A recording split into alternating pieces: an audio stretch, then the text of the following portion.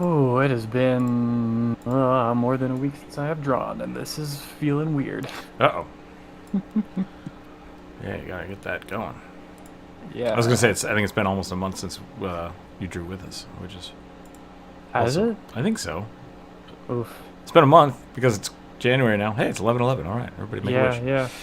Things have been exceptionally shitty for me so far this January, so Yep, that'll happen. that does make sense. That will happen. You're allowed to talk as much or as little about that as you want. So, super chat. We figured one out that we were going to do this month. What was it? Oh, dragons. Draguary. Durgans. That's better. Gurganuary.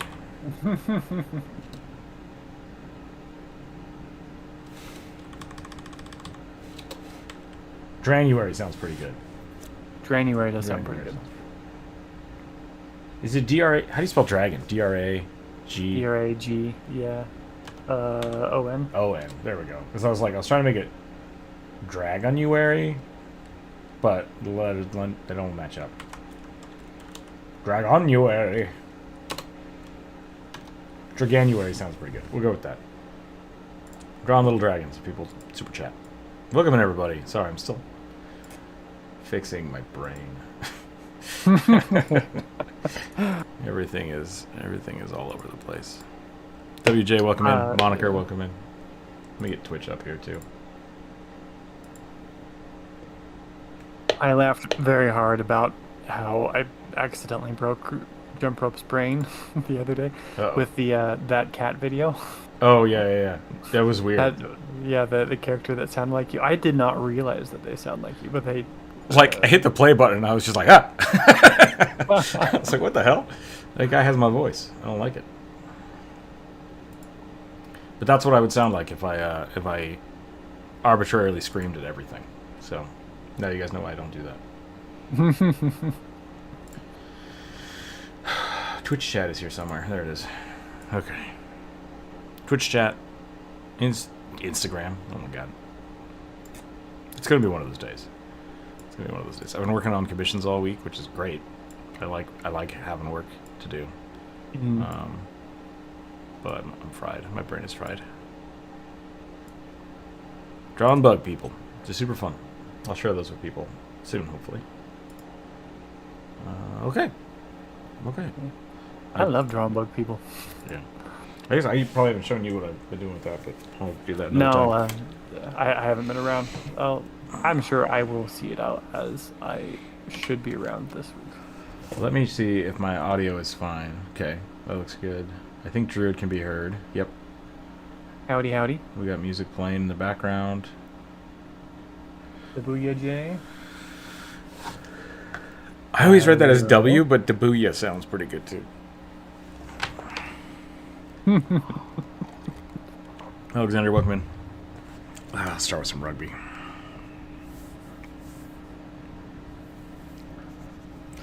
I've had one of those weeks where I haven't been eating well, and so I just wake up hungover. Yeah, yep. Yep. That's how my body works.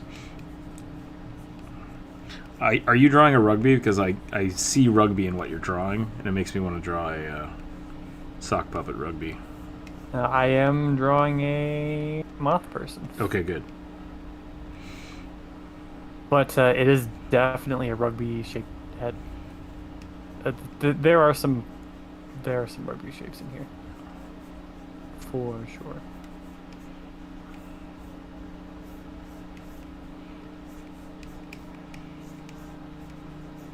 One of these days, I should just make a rugby sock puppet. I mean, absolutely. But also, you need a Jonas original rugby paper bag. Puppet. Do a paper bag puppet. That would probably work better than the sock puppet. I mean, especially for the one that Jonas drew, right? Yeah.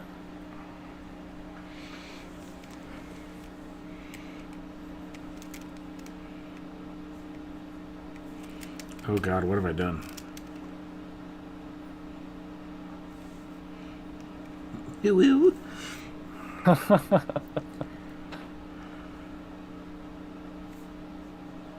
Blame me. It's my fault for invoking Jonas. Yep.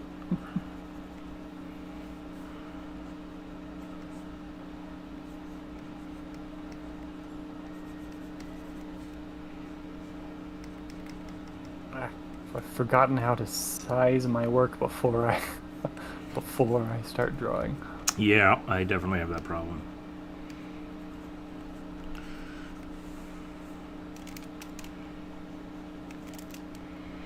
Da, da, da.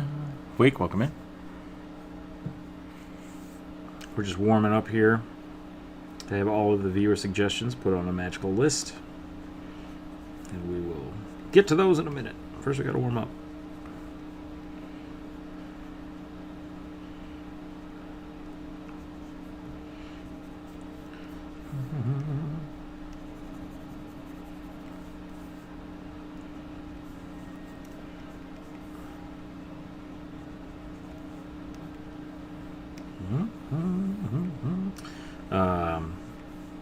OKSDM's Kickstarter started, which is awesome.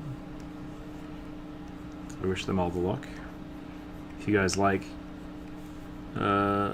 alternative ways to play tabletops, I highly suggest checking out their stuff. Yeah, same.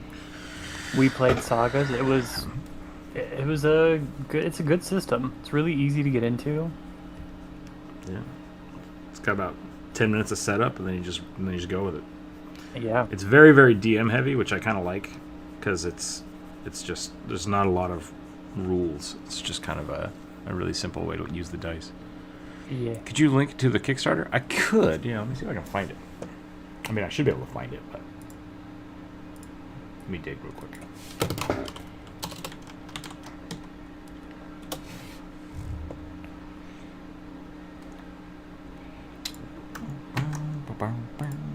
Post that there. Doing a bunch of artwork for them, hopefully.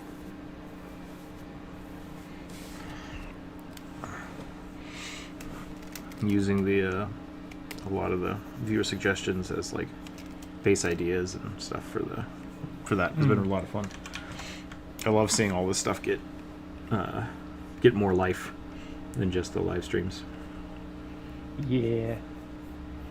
We really do get to play with some fun kind of character ideas and base concepts. Mm-hmm. Oh, I don't like the angle on that.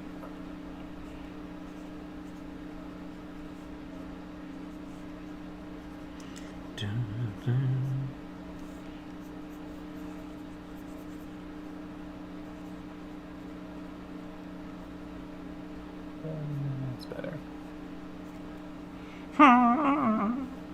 That's what rugby sounds like.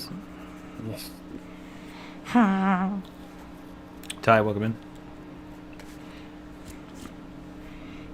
What was your question? No question. Okay. Just statement. Was going to do a moth person, and they became a wasp. I've been looking at that, actually, because, like, the latest commission I'm working on is an ant folk ninja rogue thing. And I kept running into, like, is this too much wasp-like? Is this too... Yeah, well, I mean, ants and bees, wasps, etc. are really closely related. Yeah, and, like, wasps are just kind of people ants. Like, if you took an ant... Yeah. and you tried to make it look like a person, it's a wasp. Yeah. So what's everyone's opinion on kobolds not being evil? I have no problem with kobolds being one way or the other. Yeah. And any sentient people should be able to be whatever it chooses to be. Yeah. That being said, my opinion. Most of the kobolds depicted in a lot of the modules have opposing in a bowl. Thank you for the posture check. Have opposing cultural stuff. So, like, yeah. It's subjective as always. I have no problem with it. But if you're a human and you live next to a hole in the ground full of lizards that will come and eat all of your children, I'd say they're evil. Now, if you're a person and you fall in a hole and start killing lizards and they murder you, maybe not evil. You might be the evil one in that situation. So, Yeah. I'm not a big fan of race, class, restrictions, or alignments. Yeah, I don't think... I think restrictions is the wrong word. I mean, like, you're using it correctly, and that's how it's been used for... Like, that's how people look at it. Anything in the book is restrictions, right? Like, this is how it's supposed to be played. I don't look at it that way anymore. Like, I think a lot of the books should really be looked at as just, like, suggestions, because at the end of the day, it's your game. You can do whatever you want. So, the book has a baseline suggestion for comprehension of the things that my brain's not remembering. Modules. So, for simplicity's sake of modules, that's why they are listed that way. I don't want if someone says they want to DM an all-dwarf game. Okay. Why would you? I want to DM an all-dwarf game. See, that could be fun. I want to play Oops All Paladins. Oops All Paladins would be pretty good, too. You have an issue with kobolds being taller than me? Fair enough. Yeah, like, it's all subjective, and it's all up to the DM anyways, so... Yeah. Cinderblock Alley is like all over my YouTube feed these days with the shorts. And they were saying that if you want to completely rewrite the lore for a book, that's totally fine. Like, and I agree with them. I completely agree with them. There's no reason that lore in a book should change the way you want to make your story, right? Mechanically, we can look at that, and I think it goes back to consistency, because if in your story someone who traditionally is evil and does negative energy or like necrotic energy all of a sudden can heal somebody, and everyone's like, what? That doesn't make sense, right? Like, so that's not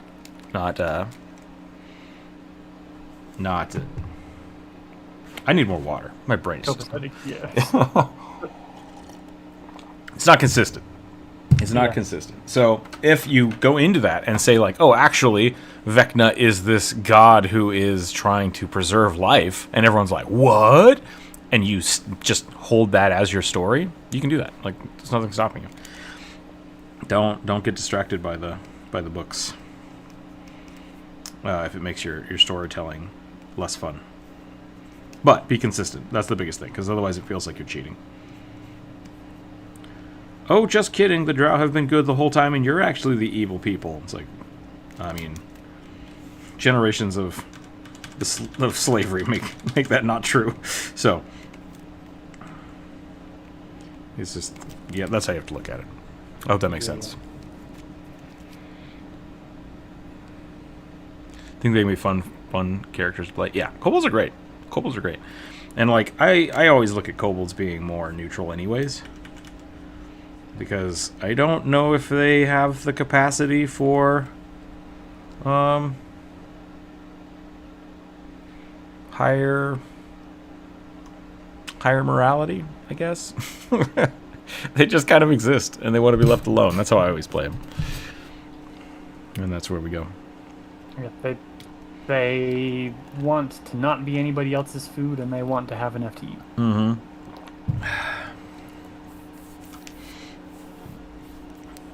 That comic, the fungus comic. You're sorting it wrong. Like, has been turned into so many shorts and like people just reading the comic. Yeah. I'm just like, man. Which is really frustrating because they never give credit to the artist. Yeah. It's so funny though. It's a great comic. D&D kobolds are great because they're basically gremlins with scales. Yep. 100%. I really like the Magic the Gathering concept of the reason that dragons always have kobolds around them is because kobolds are so gross that they won't eat them. They're the only thing that dragons won't eat. And so they just have kobolds around them because the kobolds worship them. I think it's funny. Okay, here's what we're gonna do. I got the list. I got a big old list. I'm gonna roll some dice. I got brand new dice for Christmas. I'm excited. I need a D20 and a D4. We're gonna roll some stuff. If I roll... That's not right. That makes one unrollable. I'm gonna roll a D6 and a D24. There we go. If I roll a 26, then we do 1. That's how we're gonna do it. Alright? Here we go. How many kobolds in how many... 10? The little heart emoji covers up the last word in every sentence, and it drives me crazy. How do I get rid of you?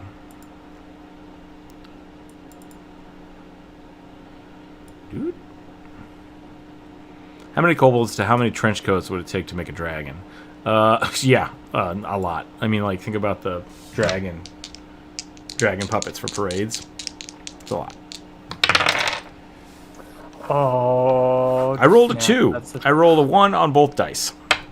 That's impressive. A high-level Kenrasu metal kineticist. You know, the single great kineticist becomes part of the element of their element. Okay, so it's Kenrasu that is a metal bender. I dig it. I just have to say, I love the idea of an entire warren of kobolds. Pretending to be a dragon. Yeah, pretending to be a dragon with one of those puppets, and like their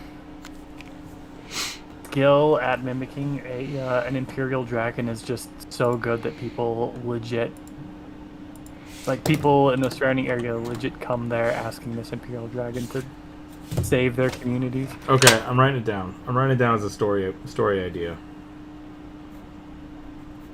Maybe I'll make a short about it. Yeah, maybe. A group of kobolds pretending to be a dragon.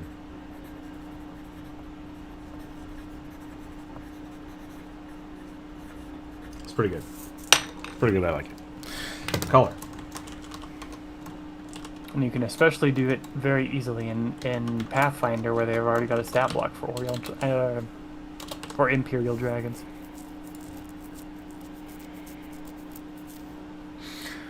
Mm-hmm.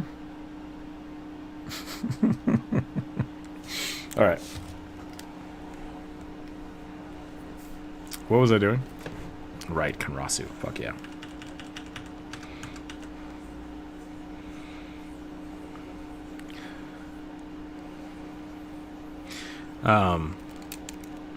One of the Patreon members asked me to... I do like mini missions for some of the Patreon members. They're high enough in tier. Mm-hmm. And the last one I got, which I'm still late with now because I've been working on other commissions, was a whole bunch of gnomes in a trench coat.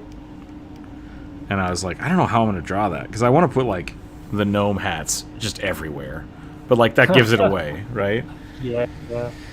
So I've been struggling with that one. Kobolds in a dragon puppet. I think I might have the same issue with. Yeah, for sure. Hey, you don't have to draw it. It's just a real fun story idea. Yeah.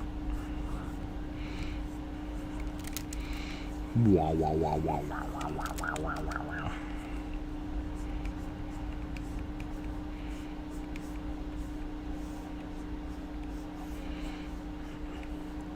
It's a steel tree. I'm kind of worried that I draw the Kenrasu wrong. I don't think I love possible. them. Yeah, I mean, I love them as a class or a race, and a lot of the pictures basically make them look like totem poles. Yeah. And it's like, nah, I want them to be just like shrubs. I want to be like a bush holding a rock. They're not tall enough to ride the dragon roller coaster in the amusement park. That's pretty good. I still think you draw Kenrasu better than the 2E Let's Play game that I've been watching, where the Kenrasu character literally looks like a Nothic. or just a It does. plant-based Nothic? I thought that was the intent the first time I watched that. I was like, oh, they're playing Nothic. I'm like, wait, that's Kenrasu? Shoot. But that's kind of where I'm getting at. I think my interpretation of the Kenrasu is a little different than most.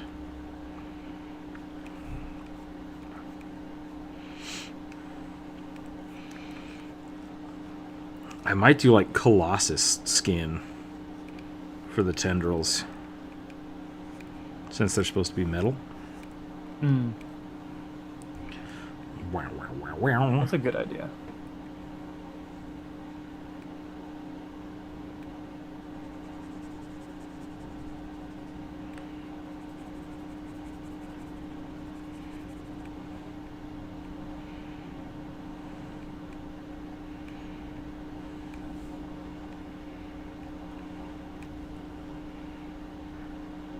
I've been trying to get a lot more depth in my characters, which has been tough, but it's like I think it's good practice, good exercise, and so I hopefully I can get a little more stuff out of this than I normally would. For like shape and dynamic wise. How's the audio? My mic has been really weird lately, and the music might be a little loud. Maybe I have the music up too loud. There we go. Depth as in art or as depth of character? Art. Depth of art, yeah. Because I just want my characters to not be quite so flat. Which I think I'm okay at. Like, I'm not terrible at it. But it's something I want to just keep improving. Steve Sketches does amazing poses. And I'm like, man, I want to do that, but like, I still feel like I'm suffering from shape values sometimes. Like really trying to make something feel rounded and have form. So I'm going to do that, and then I'm going to start banging out massive quantities of pose design. I got stages I got to do. Why are you putting more death in your characters? Everything has to die eventually. Oh, you were putting more death into your characters yesterday. I read that wrong. Was I? What was I doing yesterday? Oh, that's right. I was working on the uh-oh, what are they called? They're not Reapers.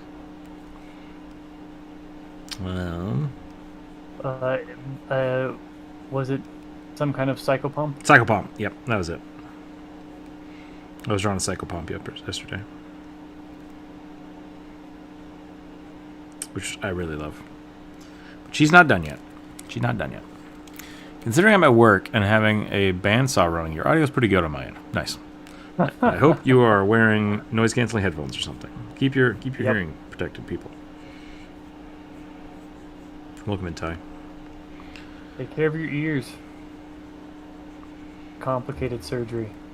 Yep. Expensive.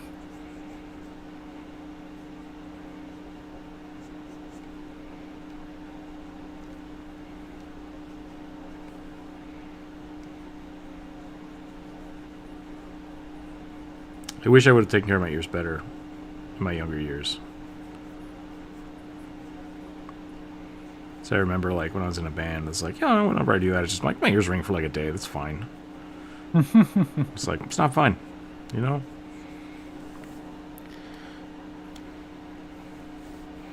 Tinnitus lasts a long time. Yep.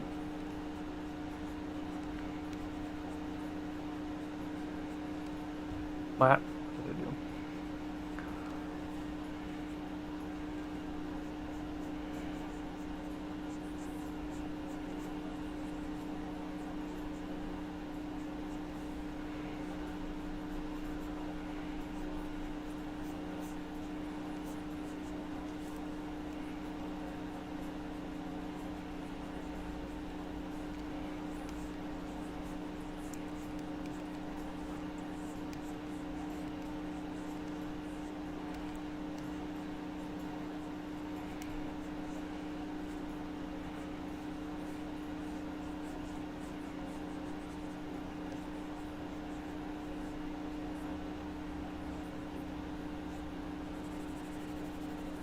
Did you ever figure out how to change color once you put it down? Oh, like change the hue and saturation? Yeah. Of the layer. I think so. I think you have to go. Set as my avatar. What? That's not a button I need. So I think what I was doing is that you make a new layer above it, make it a clipping mask, which is the little arrow, one of these arrows, and then change the normal to color, and then paint the color you want to change, and then you can change that. I don't know if there's a. I feel like there was filter. Yeah. So, or you can go to the hue and saturation on filter. To change the layer you're on. So if you put the new layer on top of it and then paint what you want, and then you just hue and filter that, you can kind of like shift things around without just screwing up your. Huh. Well, that just doesn't work.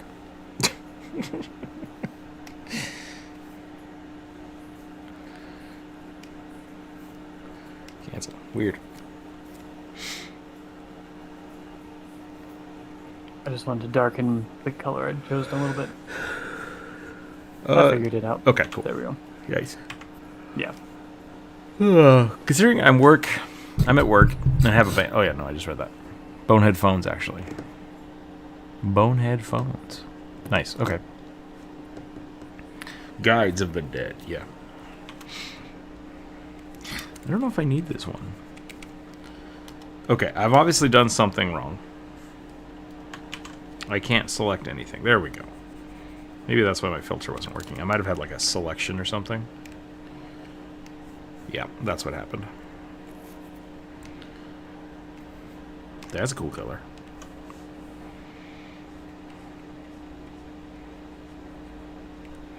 Alright. Hey, where did all my dice go? I forget that I haven't drawn with you since I got 2 monitors and fixed things up. Hold on, I gotta go find my dice. Right? I fixed my desk and I'm just all over the place now. Doesn't help that my chair is constantly changing its height. So it's like, sometimes things are comfortable and sometimes it's like, where the hell am I right now?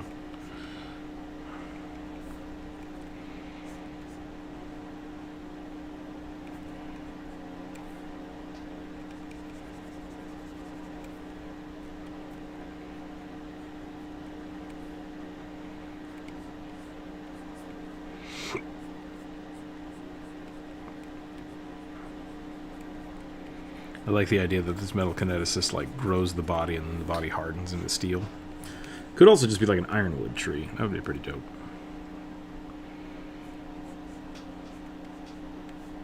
Okay. What am I rolling? D24.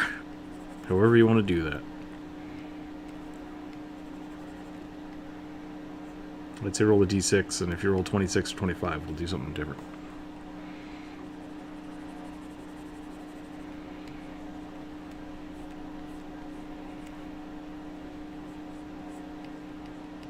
Six. A hobgoblin bard who looks like David Bowie from Labyrinth. Ah, in honor of his birthday. It's today's birthday? Earlier this week, I think. Oh.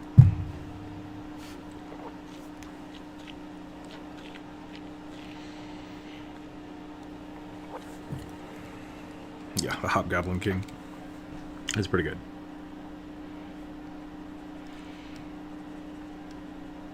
You remind me of him. Oh man, that would have been a good Sagas playthrough. Oh my goodness. Labyrinth. In Labyrinth? Yeah. Yes, absolutely. But like you and I both know that we would have played, probably played goblins. Yeah. And I don't know what OKSDM's friend would have played. To be fair, we could just do that in literally with anything. We could just play. It's true, but it would be particularly fast and easy with Sagas. Yeah. So.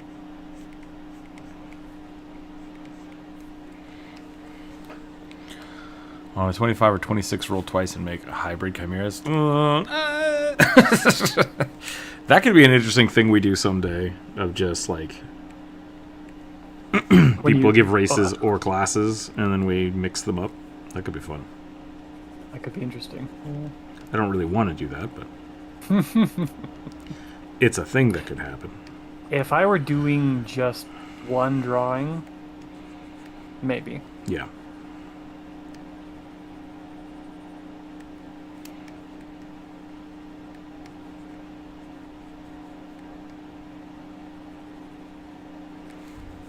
David Bowie, Goblin. David Bowie was in the Twin Peaks movie, and it was very strange. Seriously? Yeah. I've been watching Twin Peaks, and I'm on season 3, and it's it doesn't make any sense. I'm just gonna put it that way. It makes me feel very stupid, because usually I'm pretty good at like sussing stuff out. Mm-hmm. But man, David Lynch just does not like to tell people what the hell's going on. So David Bowie shows up for like 2 seconds in the movie, walks in a room, starts talking nonsense, then like the screen cuts to just cacophony of noise over the top of what he's saying, so you can't hear what he's saying, and then he vanishes, and you're just like, what just happened? Like, none of that makes any sense.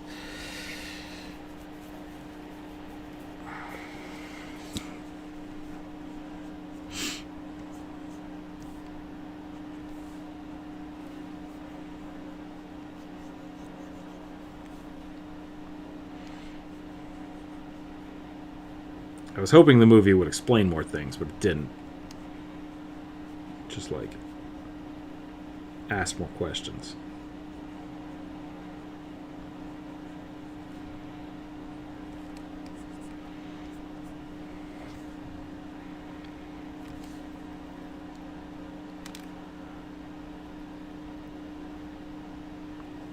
Yeah, that needs to be on a brain at full capacity day. The characters were blessed by Angel Stardust of Ziggy. Yep.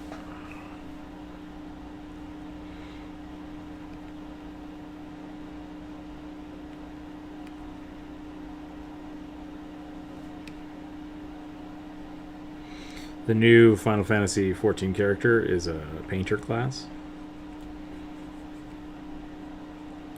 Thought you might be interested in that. Still looking for people to play that game with, huh? Oh, yeah. Just like you always try to get me to play Minecraft. I'm always going to try to play Final Fantasy. I'm not... you're not fair.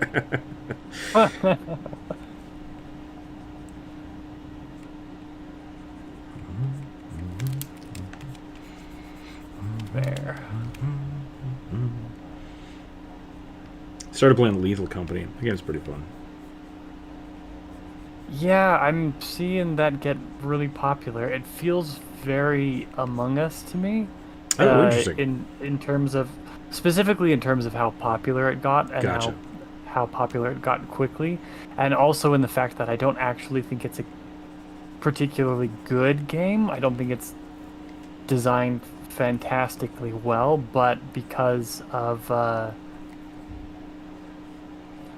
how much they lean into the goofiness of it, and because of how well they've implemented being able to play with friends. Yeah. It's a lot of fun, despite the fact that it's bad.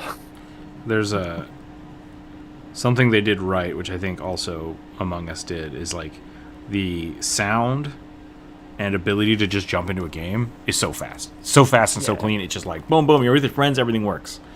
But then like the jumping is kind of janky. Like trying to pick stuff up sometimes is kind of janky, and so it's like they focused on the part that I think is good, and the rest of it's kind of weird. But I'm having fun playing it, and my friends are enjoying it, which is good.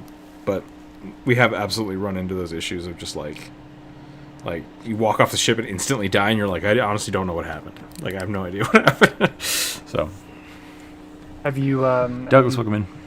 have you been teleported into a wall before? No, not yet. I saw that happen to Mark. I was Yeah, honestly not going to play that game, and then I started watching Markiplier play it, and I was just like, that is not what I thought this game was. I am on board. Because we used to play Phasmophobia. My friends and I would play Phasmophobia, and we got bored with it. And so what we started doing is we're like, okay, every time you go in the house, you have to find an item and bring it back to the car.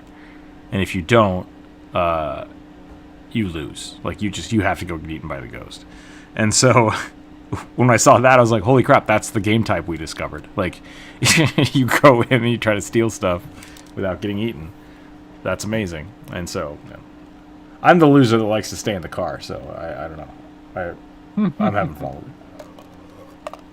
Evil Company is a surprising hit considering the creator used to make Roblox games.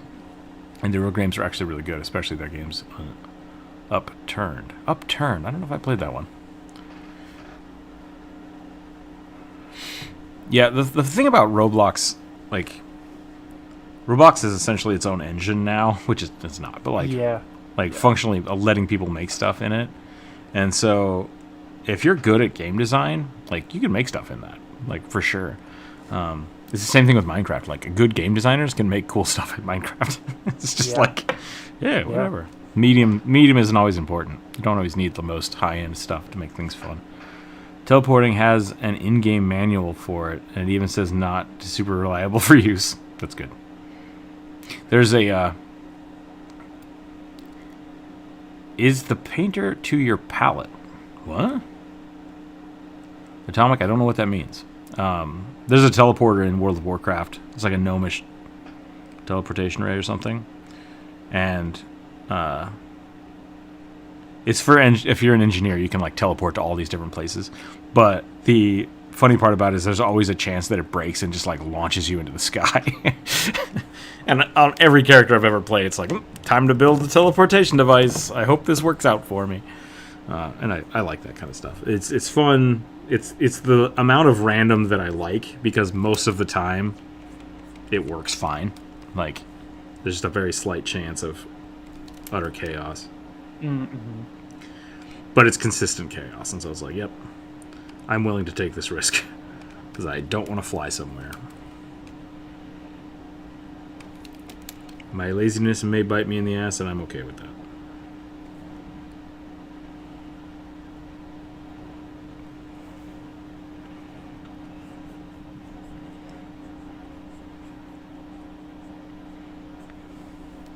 I could keep going on this guy, but I don't think I'm going to. I think I'm about to call it here.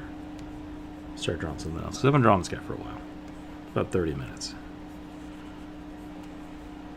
Oof, that's my kind of time. Yeah. I keep getting distracted.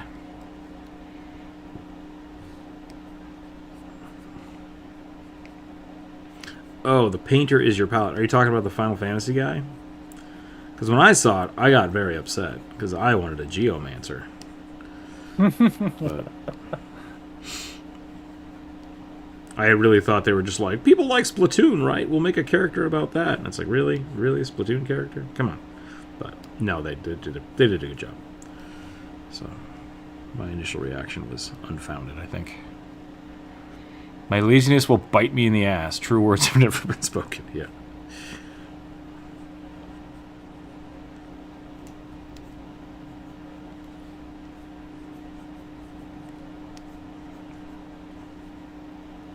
Well, I'm painting real small here. Am I taking up too much space? Sorry. No, I just got super zoomed in. Some cheekbones you got going on there. Well, it's a David Bowie hobgoblin. What the fuck am I supposed to do? Fair.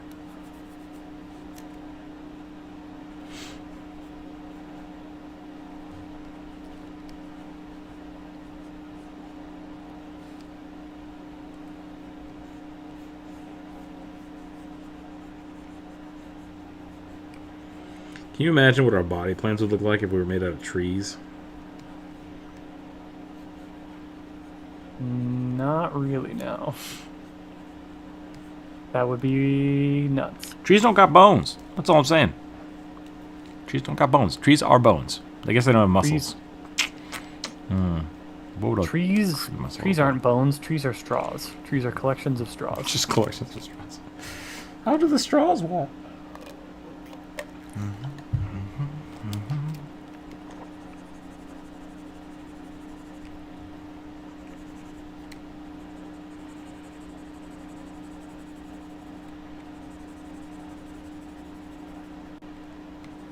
I am going back to Twin Peaks. I have this thing that keeps happening where I'm not sure if the actors are bad or if David Lynch told them to act badly. And it's very confusing because it's like it feels very deliberate, but then you're like, but why? Why do these people have to act like complete idiots? Is everybody a complete idiot? Is everyone an alien? Like, what's going on? I'm so confused.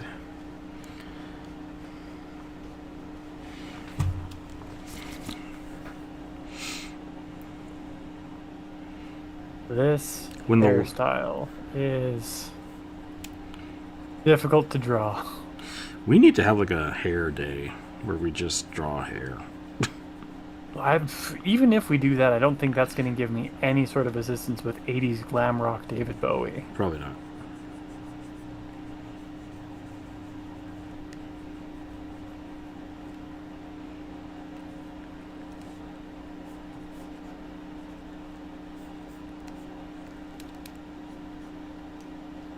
Did David Bowie actually have two different colored eyes, or did he just wear contacts all the time? I'm not 100% sure. I think it was a contact lens, but I'm not sure.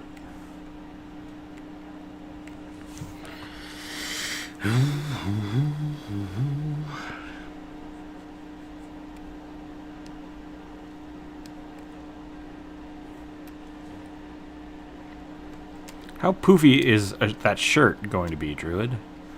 Very. It's all ruffles. Look, Google David Bowie labyrinth and tell me I'm doing it wrong. The bigger the hair, the closer the bees. The closer to bees. Siphons is how straws work. Oh man. Have you seen oh man, what the hell is it called?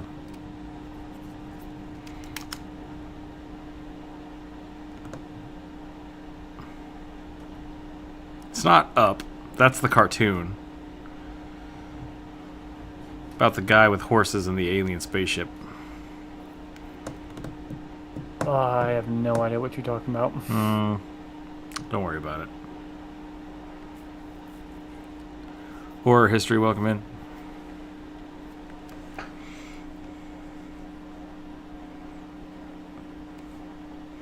Okay, I think I'm done with this guy. I think he's pretty good though. I should probably put a little bit of color in it, just to make it feel more.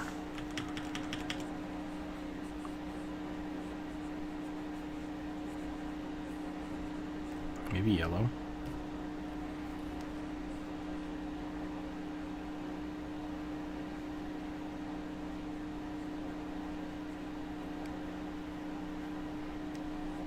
I don't even remember what I was trying to talk about, so it doesn't really matter anymore. But spectacle. That's all I was trying to get to.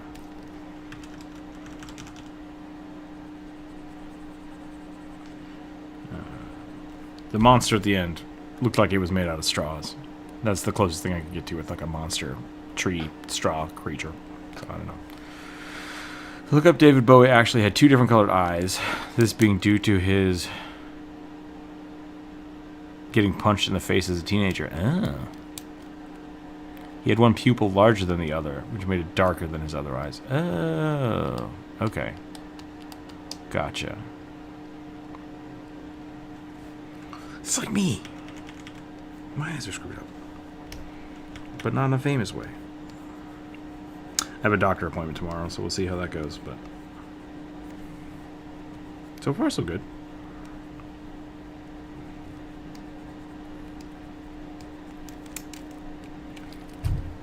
I don't like the white. We're going to erase it. I think we're done. I think we're done with this one. Let's move on to the next one. Welcome in, everybody, again. It is Wednesday. We're doing the viewer suggestion. If you have a suggestion, please feel free to add it to the list. I have all the ones from Monday on the viewer community post. We're going to keep drawing those. We're going to keep drawing those. 5. A goblin paladin wearing an eye patch with white and gold armor. All right. Doable. What color are we doing? Herd?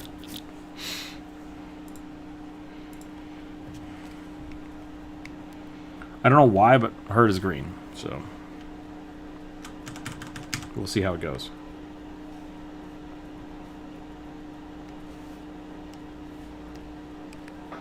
Let's end that. No one wanted to eat easy, huh? All right. Boo, boo, boo, boo, boo.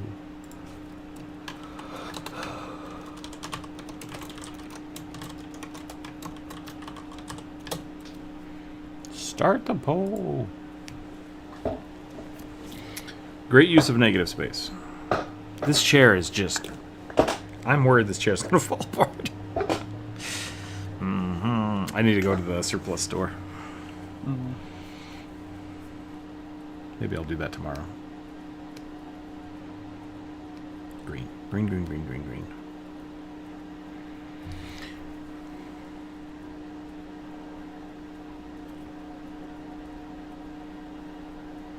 Damage written and made it lighter blue. Interesting. Interesting.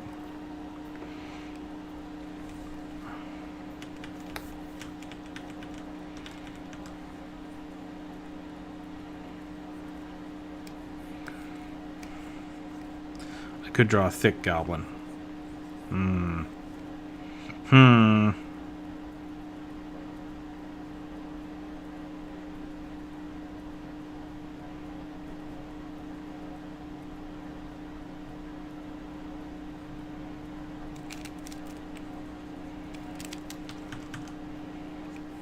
My pen is too big.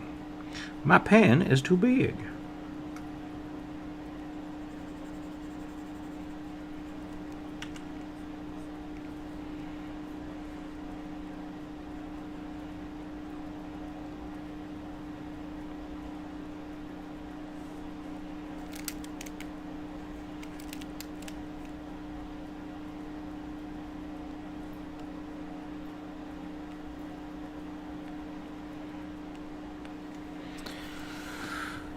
Thick gobbo, please. Everybody wants the thick gobbos.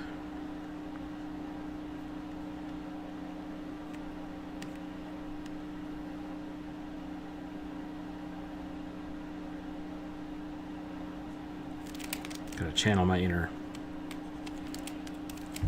thick goblin.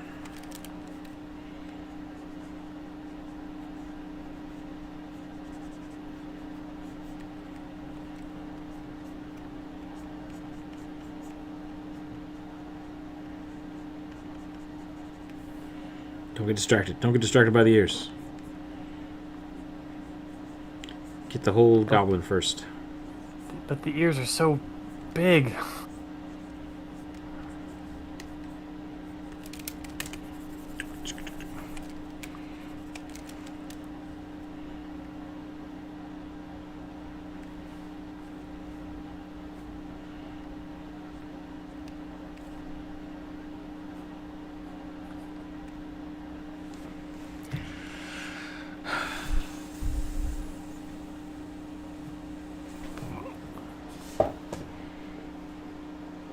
Human Warlock King. We can put that on the list. Welcome in, Oliver. LG, welcome in as well.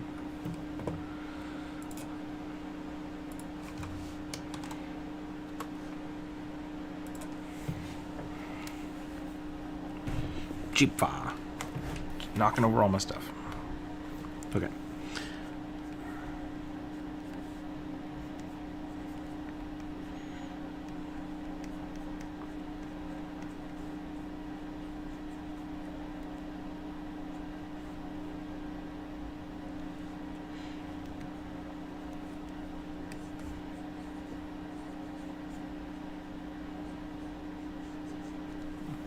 I gotta make sure that this wasn't supposed to be. Okay.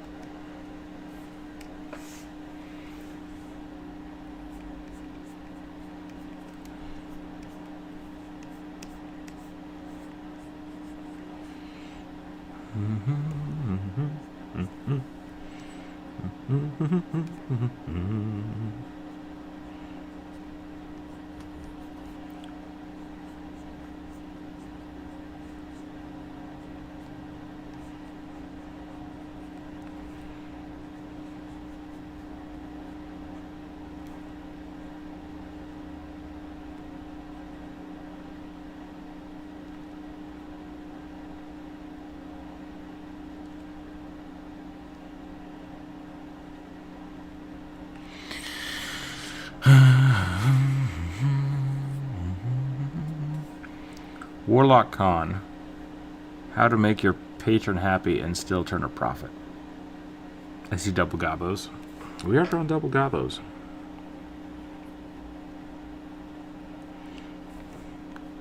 What was the weird... I looked up something yesterday on stream that was like... I don't remember if it was Warlock based or something else, but somehow led to weird smut. Like a romance novel of like how to please your fae being or something like that. It was just like, all right, you know what? Someone reads it. Everything ends up in that sort of mind space eventually. Mm-hmm. Rule 34.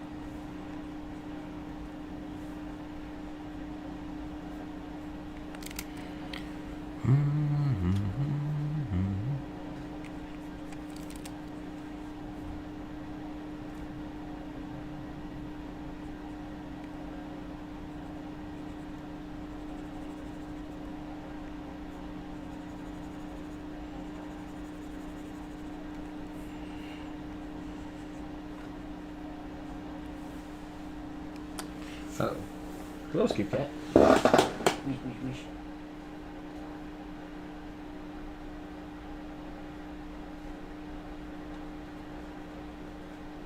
You got a bath? The other I'm sure day? you enjoyed that. Yeah. Well, he was doing this thing where he'll like follow me around the house and just scream at me for no reason. I mean, I'm sure he's got a reason, but. And so I went to take a shower, and he's like, I will hang out with you on the edge of the shower. And I'm like, I don't think that is a smart idea. And so eventually I was just like, screw it. And I just grabbed him and like closed him off. He was just like, why? Why have you done this? And I'm like, because you need it, because you stink. And he is super soft now. It smells great. I think he had a lot of like winter coat that was annoying him. Mm. That's what you get. You sit by the shower. You get a shower.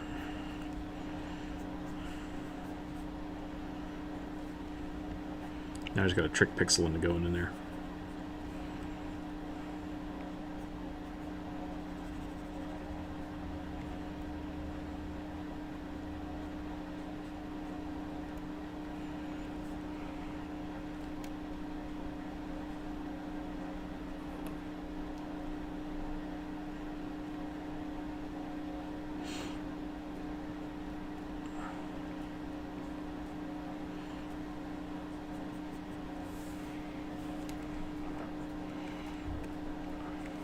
I have a feeling Pixel will take it much worse. Yeah. No, he screams. He screams and tries to climb. whatever he can get his hands on. So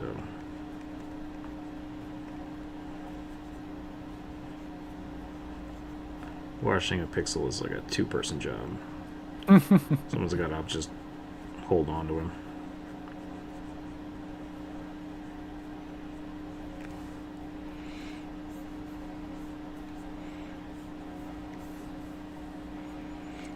Was it supposed to have a shield? It was just armor. Nope, just an eye patch and armor. We're good.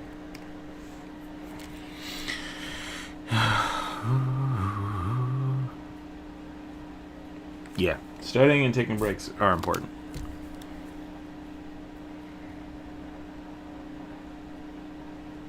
$120 hours of revisions done in 16 weeks. That's good.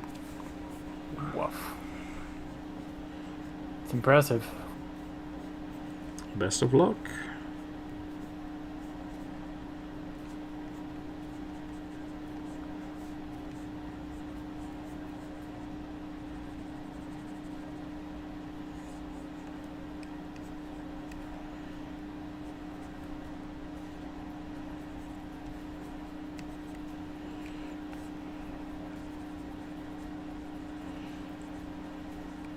I essentially failed my first semester of college. And they were like, hey, fix your shit or we're going to kick you out. And I was like, okay. And then I did fine. But sometimes everybody just needs a little reality check. Yep. And that's okay.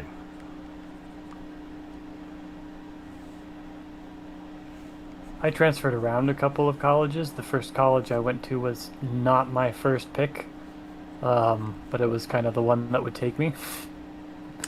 And my first semester, I did really, really good because I did not want to go back. And then when I eventually transferred into the school that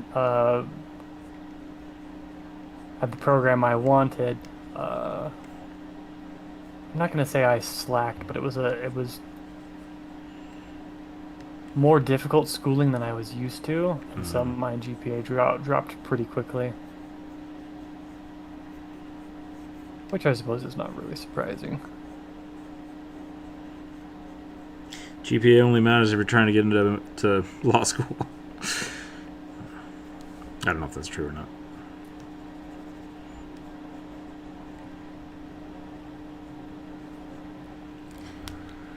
Who is the literal Goblin King on the right? He looks so cool. I'm drawing that one. He's I think it was just David Bowie as a hobgoblin. I'm Yeah. pretty sure. Yeah, it was a David Bowie inspired hobgoblin bard. I believe was the prompt.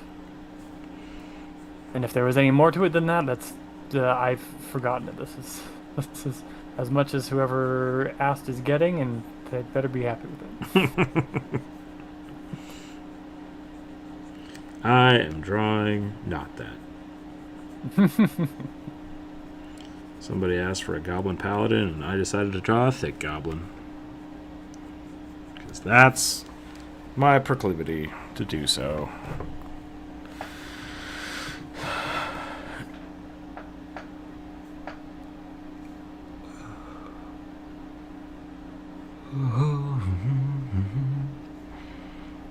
Well, Oliver, I hope we're not distracting you too much. Math is hard. Math is very hard. I was talking yesterday about how my my YouTube algorithm is all jacked up because it keeps sending me like really weird cartoons, and some of them are like sexy cartoons, and I'm like, I don't appreciate that, but I also don't not appreciate that. Either way, I don't watch any of them. It's just like the weird random shit. And then I was looking at mine this morning to like, what is my YouTube algorithm? And most of it is like political news, math equations, of like how to solve math equations, and weird animations. Like those are the three big ones. Oh, and like D&D's like like Cinderblock Sally and stuff. But yeah, I think it's so. Oh, and sovereign citizen auditors getting owned by just people. I have a really weird build for my YouTube, and I'm sure YouTube doesn't have any idea what I actually want to watch. It's always really funny.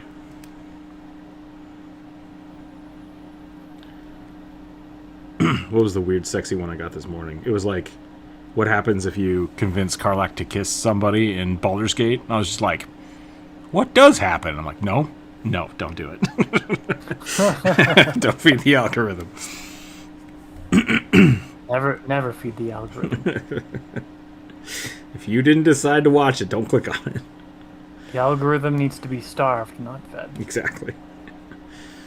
It is a gremlin, and it is after midnight. Don't reward this behavior.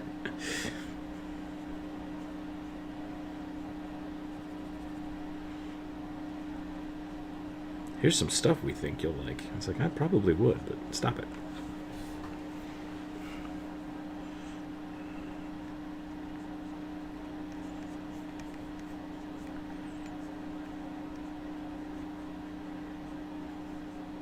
I've been getting a weird amount of high fashion stuff lately. That's interesting. Or I shouldn't say high fashion stuff. It's people making fun of high fashion stuff, really. Which is much more palatable. Yeah, it always amazes me when like there's something that I like something I'm passionate about, and then I'll find somebody who's been in that industry for like years, and I've never seen their content before. It's just like, how did I not know this existed? Like, what the hell happened? So, I do appreciate that the algorithm does suggest that kind of stuff. Yeah. And I do look up a lot of sexy ladies on the internet. Like, it's just gonna happen. I find it hilarious during the months when the algorithm thinks that I am a Hispanic lesbian, and I'm a little bit put out with it right now because it thinks that I am a far-right Christian extremist. Yeah, I have to constantly tell it that I don't like Andrew Tate content. It's just like, I don't know why you think I do like it. It's probably because I watch too much news, and so it just thinks I'm. Well, that and my demographic fits it. I'm getting like tons of evangelical, like Bible thumper sort of stuff, which is really weird for both me, considering what I actually watch and pay attention to, and also for the area of the world in which I live. Actually, Atomic, don't do that. Aggressively downvote videos if you do. I'm trying to read your sentence here. Aggressively downvote videos if you do engage the algorithm. Yeah, that's actually bad because the algorithm doesn't care if it's good or bad votes. Yeah, so it does not care about your opinion. Every time you downvote something, it thinks, okay, I won't show you that, but maybe I'll show you something similar. And that person then also gets the benefit of someone interacted with this video, it made them mad, but maybe that means they want to watch more of it, and so it'll show it to more people. So downvoting actually does engage the algorithm. If you really don't want to deal with stuff, you just need to like click on the little drop-down menu and don't show me this channel. That's how you get rid of that stuff. Yep. Inside you there are two wolves. Exactly. Exactly. Yeah.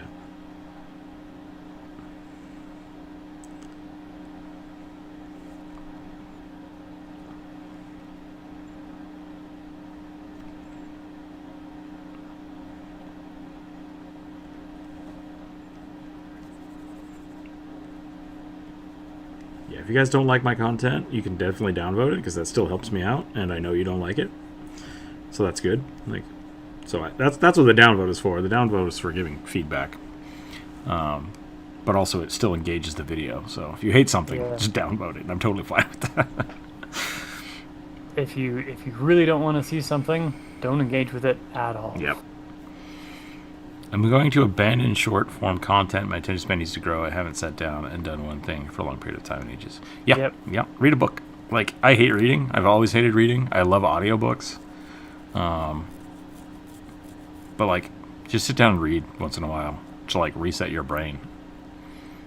Sorry, I meant block channels. It don't fit you want. Yeah. Yep. That's the way to do it.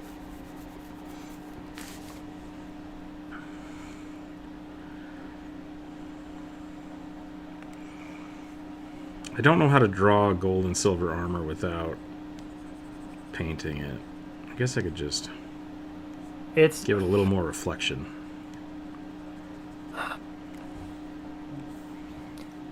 I think you could probably get away with it. You really can't draw it. You really do kind of have to paint it. I bet you could get away with it if you just really chunk in the darks, make all of the shadows one hard-edged dark shape, and do the same thing with the highlights. That would make sense. Because I think it's really up the contrast. For me at least, it is. When I look at metal reference, there's almost no mid-tone. The highlights go super hard, and the shadows go super hard, and the edges on both of them are hard. There are no soft edges on the shadows and highlights. So I that's what I've been putting into my shorthand for it. But yeah, it's really hard to do with just line. I don't want to draw this arm because I really like the floof I did on the like the undergarment. Looking at Druid's Hobgoblin King, it makes me glad we don't use so much hairspray and massive hair dyes anymore. People's hair in the 80s was just wild. Yeah. Yep.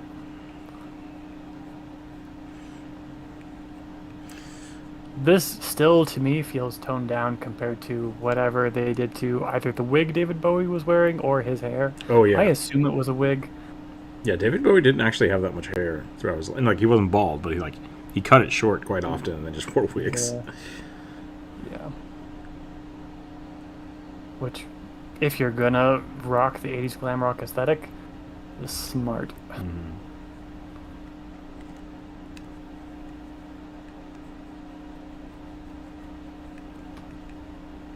Anyway, I think I'm done with this. I think I'm done with this one, too. I'm going to finish up this arm, and then I'll just... whatever. It's fine.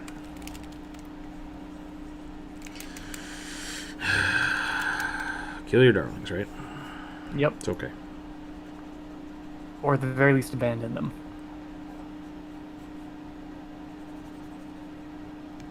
My instructor used to say no sacred cows, which I kind of liked.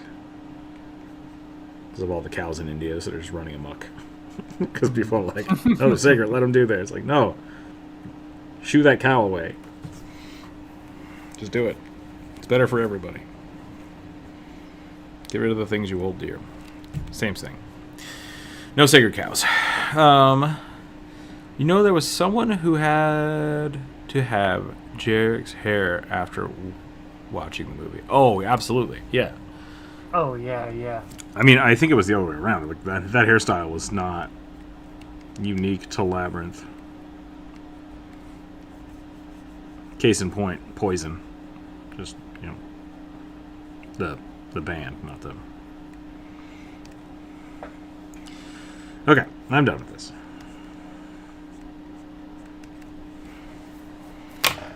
Odd question. Do suggestions get put in both artists' list or just Rooks? Yeah, both. Yeah. Yeah, both. We share a list, so... If you're wanting to get Druid's art specifically, I suggest commissioning him. Which I hope to be taking commissions middle of February, maybe early March. Yeah. Depending. So. Alright, I'm rolling. Yep, same. 20. Human woman, cozy-looking necromancer wizard, grave domain cleric, wears a large sun hat, and has a crow familiar. Nice. I can do that. 18 for me. Harengon Swarmkeeper Ranger, constantly smoking a cigar, chunk out of one ear, talking to the head pixie of their swarm. So it's a pixie swarm ranger. Okay. Harengon with a big chunk out of his ear. Harengon, ranger, cigar, pixie swarm. Okay. Harengon, ranger. I'm gonna write it down just in case. I'm drawing a cozy witch. I can do a cozy witch. Here we go. May I put in a suggestion? Yeah, you're very welcome to. As long as you haven't added one to the list this week yet. Whoa, whoa, whoa, whoa.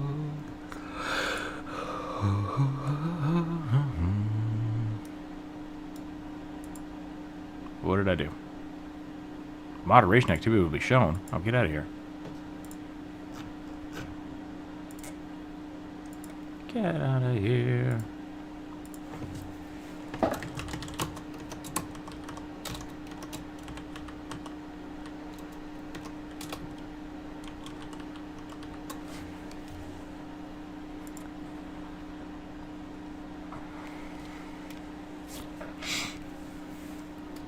Cozy Witch, huh? Gamer Angus, welcome in. Argus. Games Argus.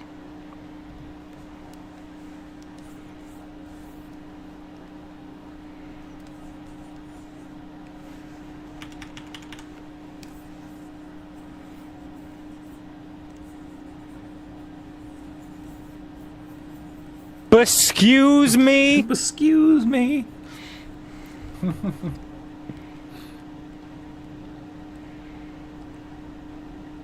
Did you say that it would show your neck tattoo? What? Atomic, what are you talking about?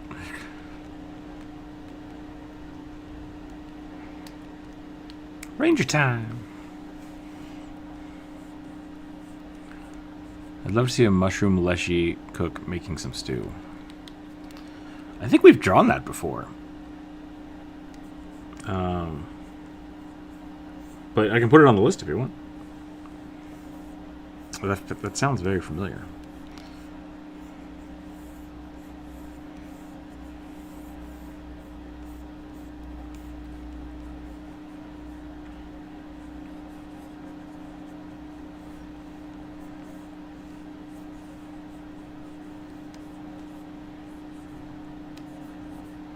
Whenever someone says cozy, I think of like a big poofy sweatshirt.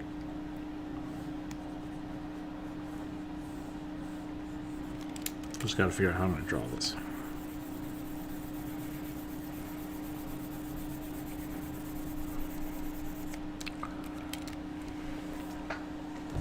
Gamer, did you want me to add that to the list?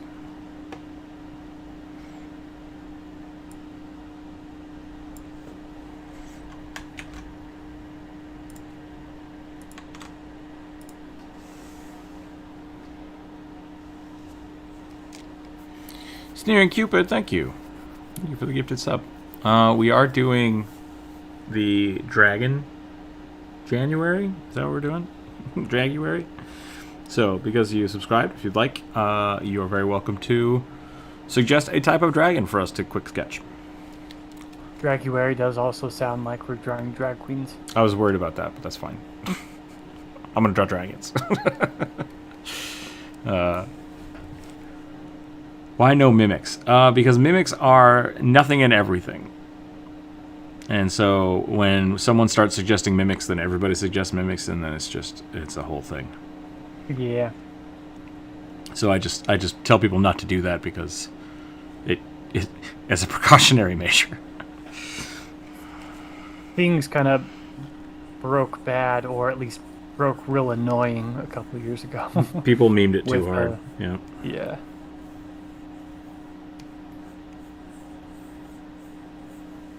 Gonna draw a bean. There we go. We got a bean.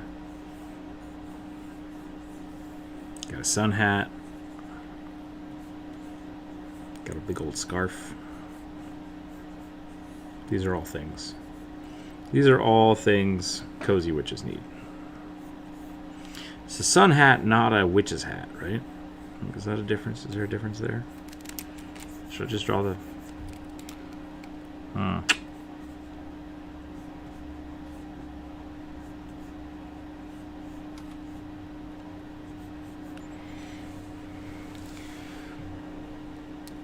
Now that you said it, Dragon Bard. We can do that. We're going to pause on the witch real quick. We're going to draw a tiny Dragon Bard. I'm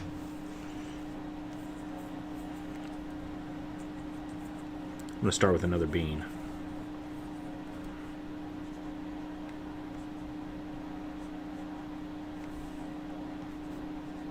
Yesterday we drew like a redneck wizard. That was pretty fun.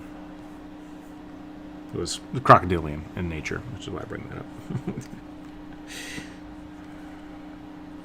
La la la.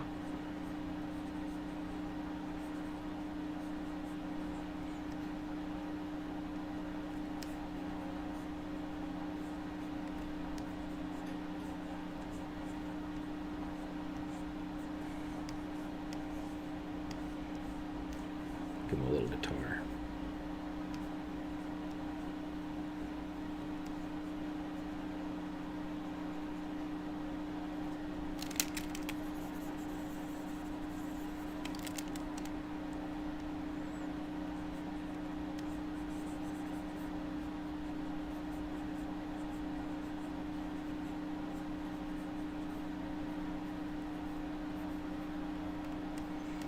Nothing like a barred dragon letting you roast marshmallows over a campfire, singing your songs.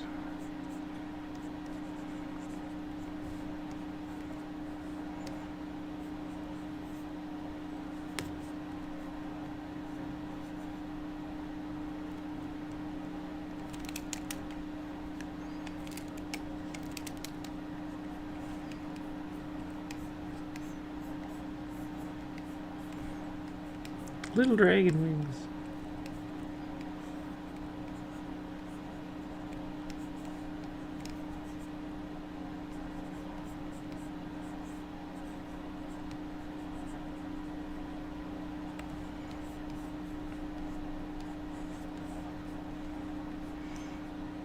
Have you seen the, was it Steve Mould? I think it was Steve Mould who played music through like a blowtorch.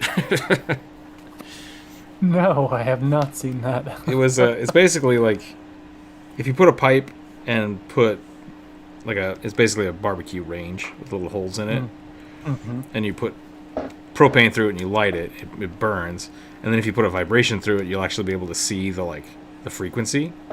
And so he was doing that and just showing off the how the flames would move, and then you could play music through it, and it would like wow wow wow wow wow. It's pretty cool. But, I feel like that's what this dragon would be doing, just like playing music with fire.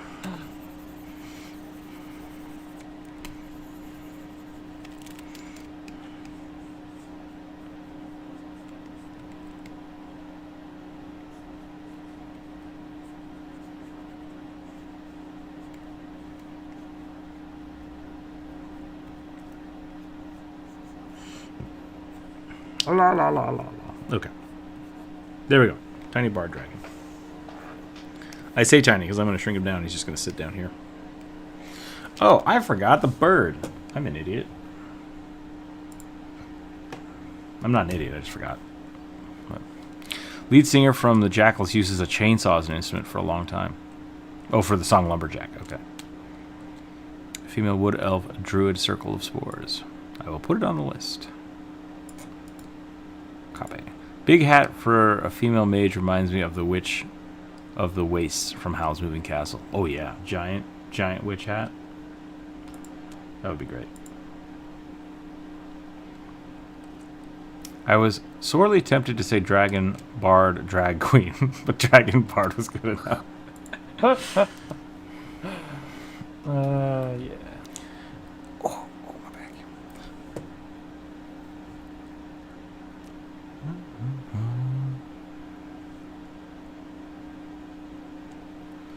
Where is what I was doing? Oh, I was trying to find the there we go.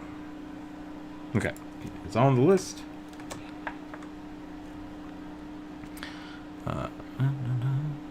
For those of you who have not suggested a D&D character yet, we are still taking them. If you want to put them on the list, that's totally fine. Oops, nope, that stays there. There we go. How big can we make the hat? That's the question. Maybe that's what I do. How else do you make a cozy wizard? Put him in the fluffiest bathrobe. Could do that.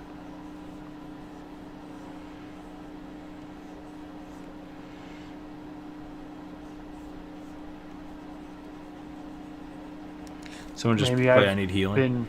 Thank you for the water. Maybe I've been reading too much of Dresden Files lately, but I don't think of wizards as being cozy anymore. It's always so cold. Yeah, well, I mean, he lives in Chicago in a basement and can't have electricity or gas, so... Yep. Poor Dresden. Makes sense. Hey, he could have gone to live in South America with his half-turned vampire It's girlfriend. vampire girlfriend, yeah.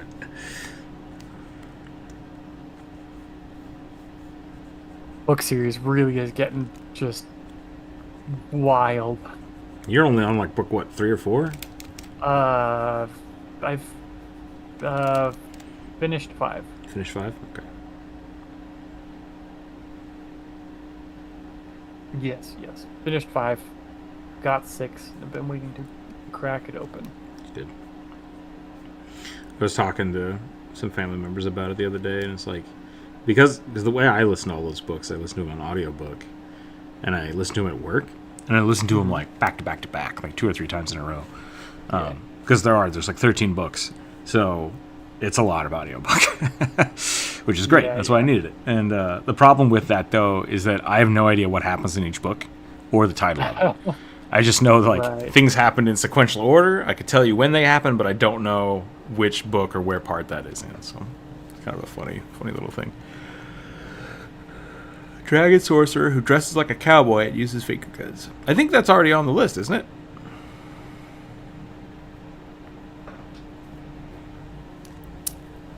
Red Fox, if that was already on the list from the community post, I have it.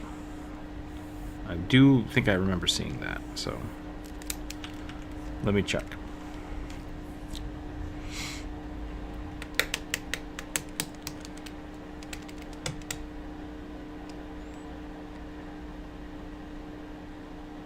No, it's not. It's a different one. Weird. All right.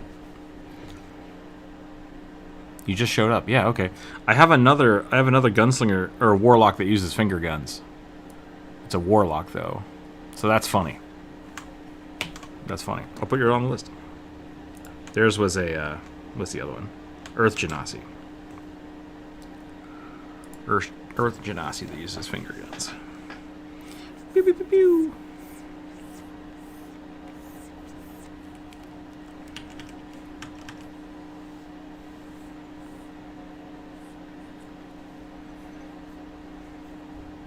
I think we got to do big curly hair.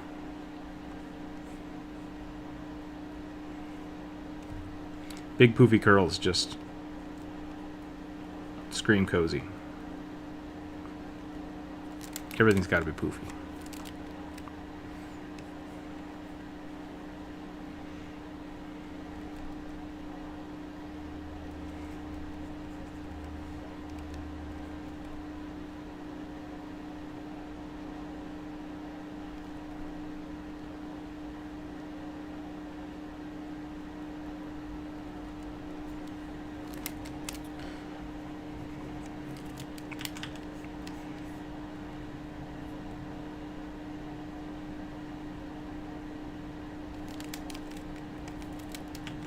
I'm not liking this hat.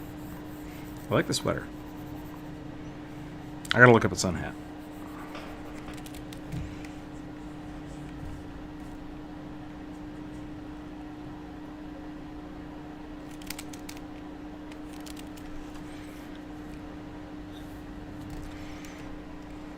Blam! Pew pew pew pew!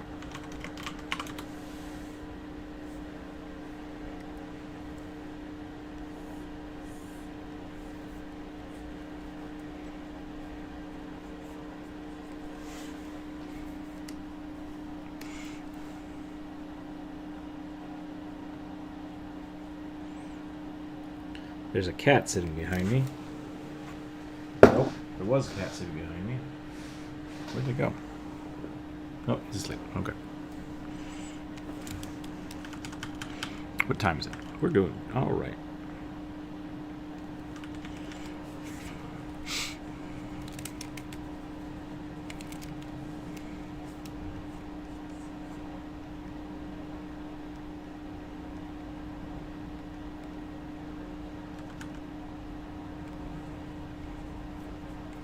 Ooh, boy. I can't draw today, apparently.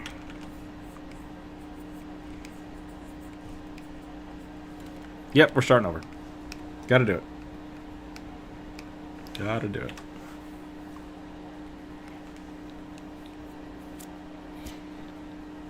How's everyone doing today? I'm doing pretty good. Carmen San Diego? Yeah, I guess so.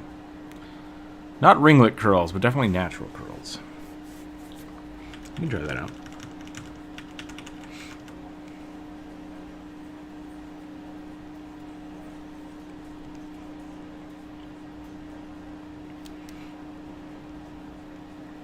I think I gotta get all the shapes down first before I start trying to do detail. Yeah.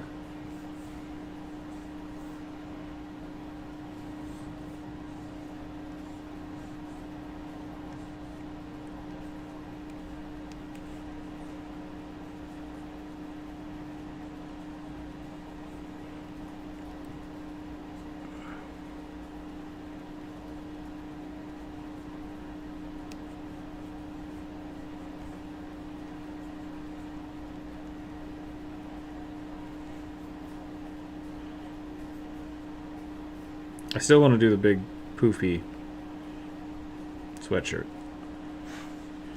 So I'm going to stick with that.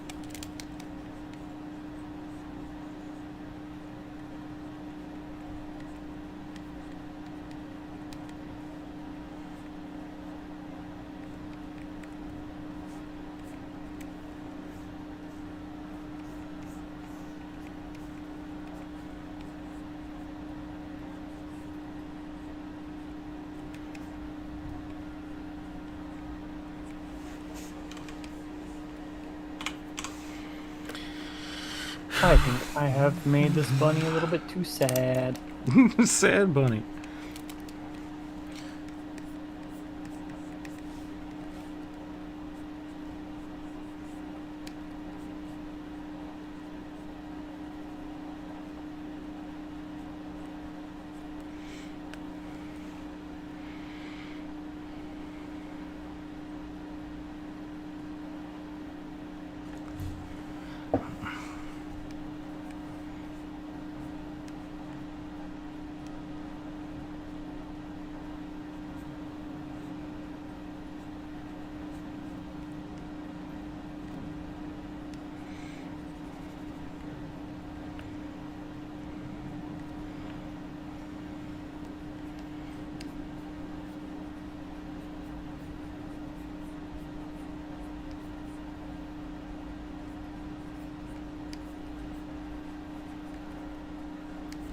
See if we can get some nice curly little floofs here.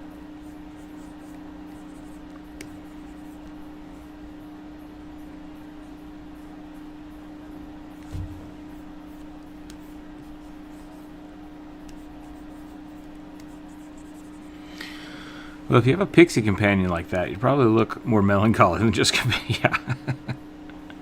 Do the shirt and the hat. I think so, yeah. From the looks of it, it looks like a witch enjoying her surroundings while her rabbit companion looks solemnly whatever they're holding. Maybe that's okay. What a lovely day. I hate this. I hate it here.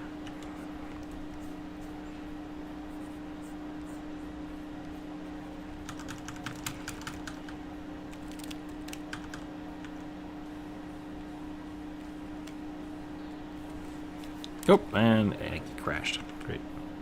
There we go.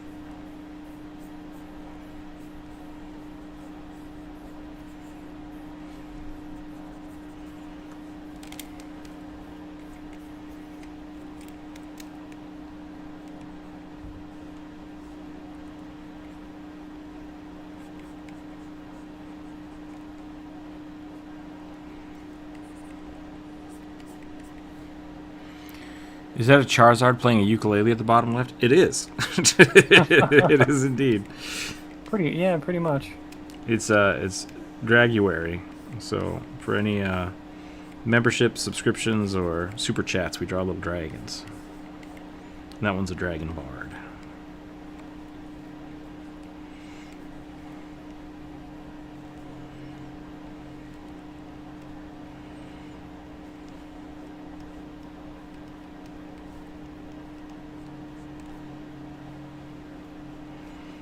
How can I make her look a little more witchy? Things that look cozy don't usually look super witchy. Maybe that's my fault. Give her a broom, I guess?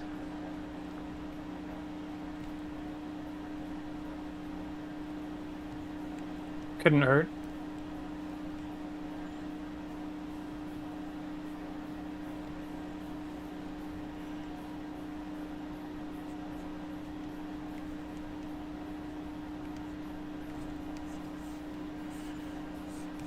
I think Burning is the expert on drawing cozy witches.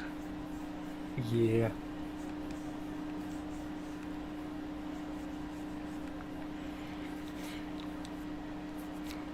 The cottagecore aesthetic goes hard, yeah. I give you this for your bones?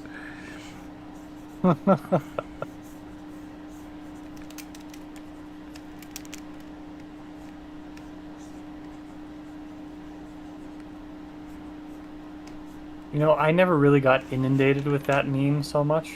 Which is maybe why I wasn't horribly offended when you did It was all over your TikTok, was the thing. bubbled thing. Yeah, well, yeah, and I just can't with TikTok. Yeah. The other part is, I think it was a lot of, like, sexy cosplayers doing it. Because they were dressing up like pixies and stuff. Give me your bones! So, no one really got super offended. But a few people were like, whoa, what? And I was like, oh, kobolds. Kobolds are great. Give her a frog familiar. I think they wanted a raven familiar with this one. So, I will stick to the suggestion. But the frog would be a good alternative.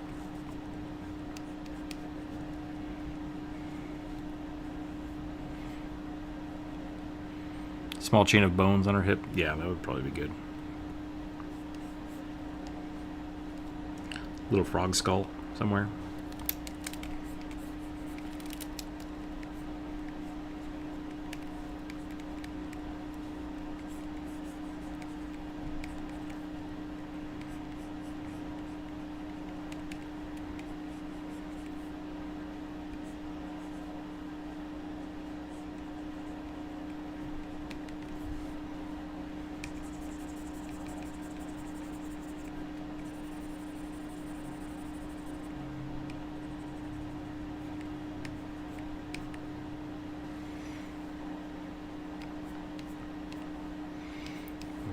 Scarf over here. Some big floofy tassels on it.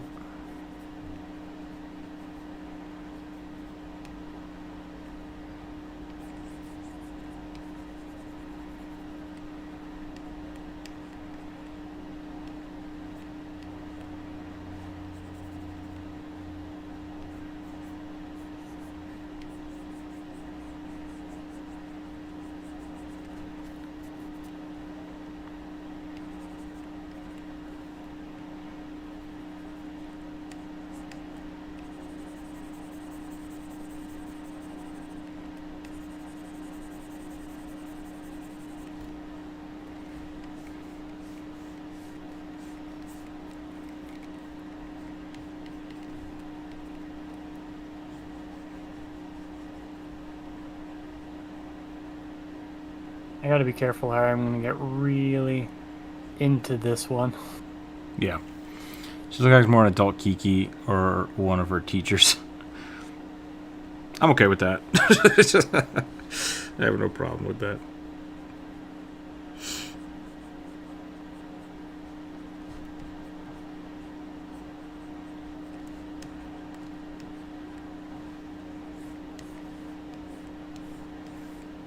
Oops. Yeah, Pretzel Rock, you can go away. I never have to open you ever again.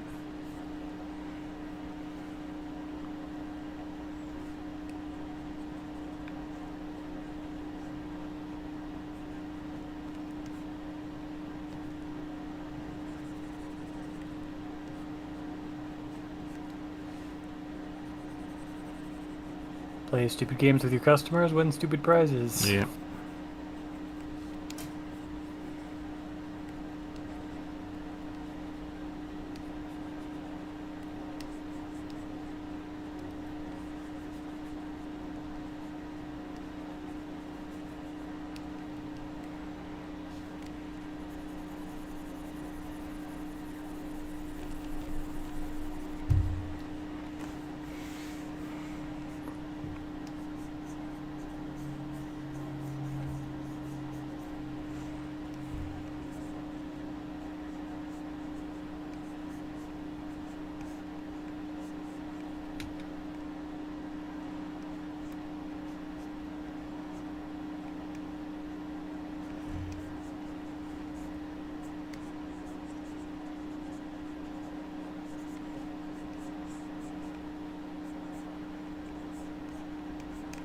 Made a penguin.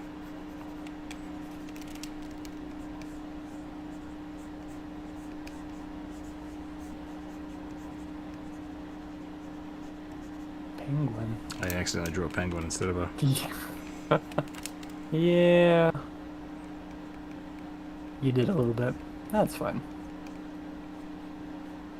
Who doesn't love penguins?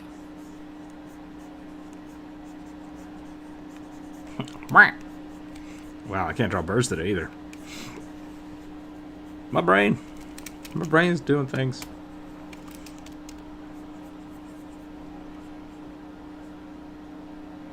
There we go.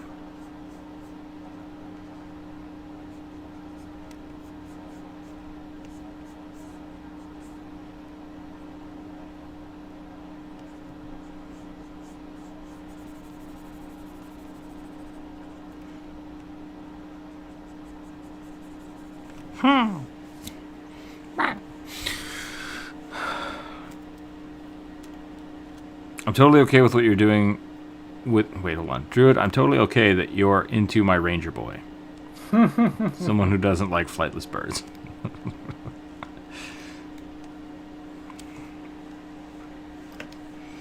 Yeah, we could do some more little bobbles here. Add another skull down here. Probably put the other scarf over here.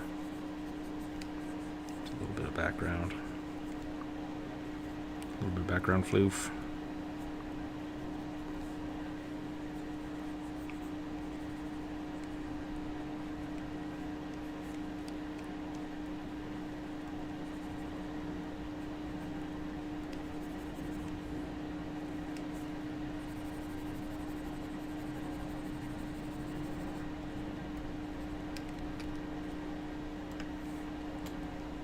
Maybe the bird's got a little sun hat. Sun hat day.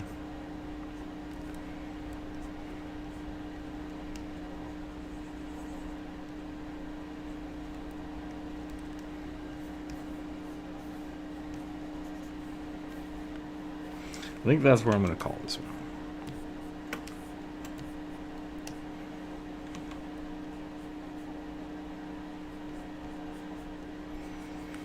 It is almost 1 o'clock, so I'm going to go fill up my water glass. And I will be right back. Hang tight, everybody. We'll do some more. We'll do some more drawings. What got y'all into D&D? Friend got me into mine. Yeah, same. One of my friends, when I was a lot younger, just one of his cousins like gave us this D&D book, and we were like, oh my god, let's do that.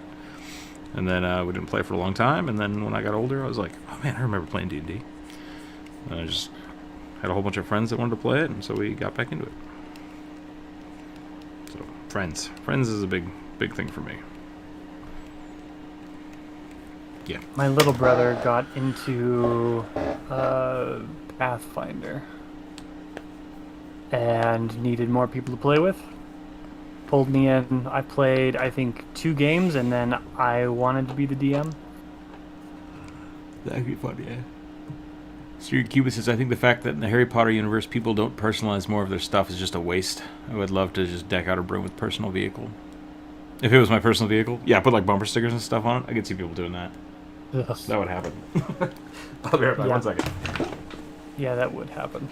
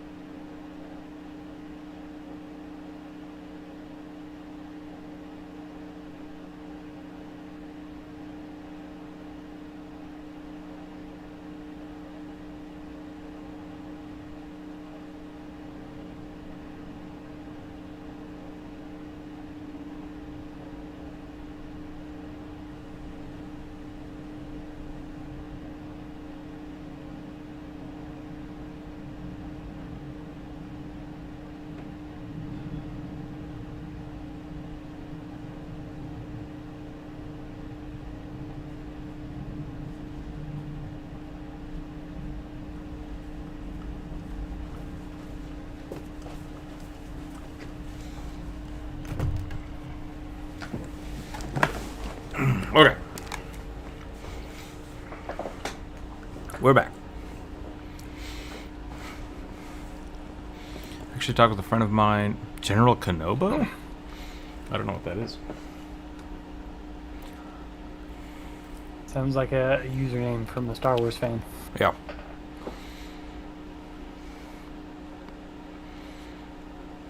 Green Liquid Wellman, welcome in.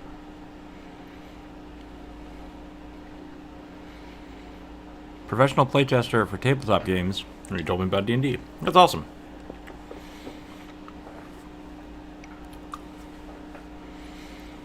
The hat on the familiar is awesome. Thank you. I thought it was a pretty fun addition. Alright, let's roll some dice.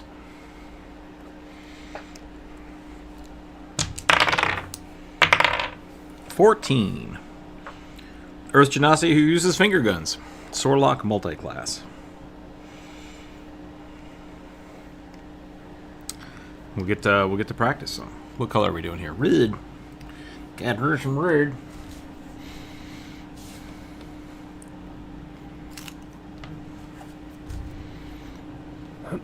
Oh, Buru just took over. I'm gonna give people like 10 seconds to fight about this.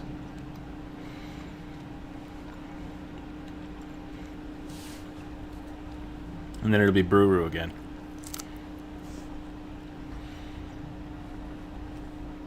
Alright, that's it. Excuse me. Thanks for hanging out, Red Fox. I'm alright. Have a good one.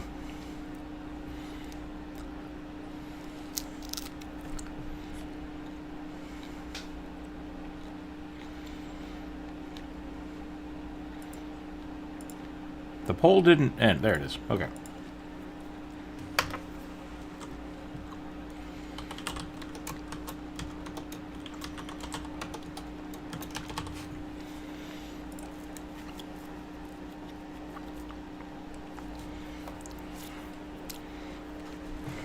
A brouhaha? A brouhaha. Good little pixies. They're visible, but there's not a lot of detail on them, which is good. Yeah. If I'm going to do more than one, they've got to be fast. And I got to put tails on them. My fairies have tails. Same.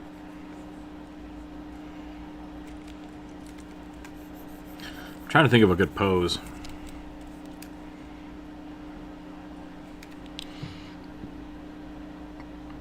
Brian, welcome in.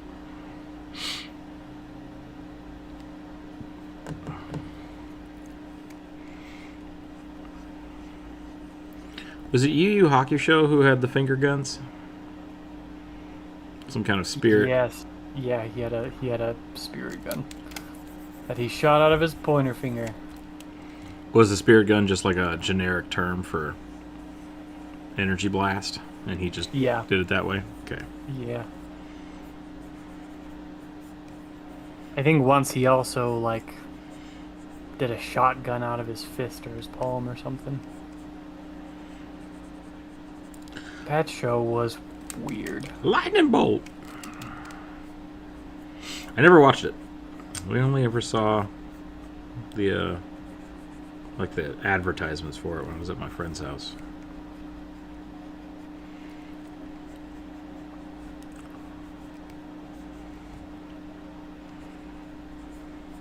It was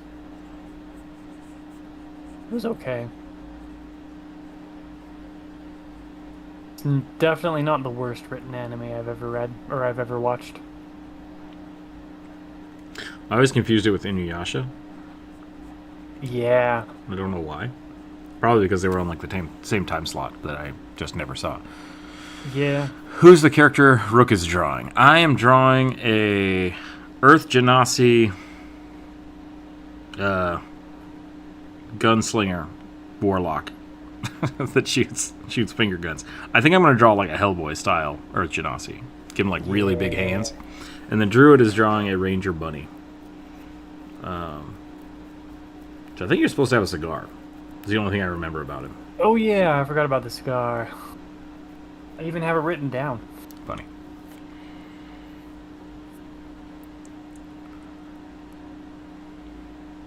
Levels an aberrant mind flavor as earth elemental magic. Nice, okay.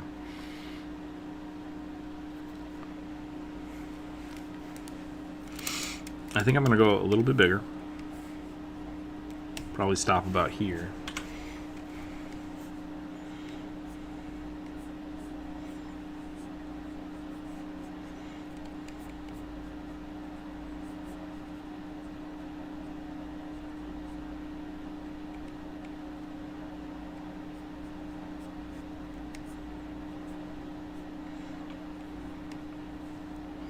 Genasi are interesting. I think I'm going to make them a little beefier.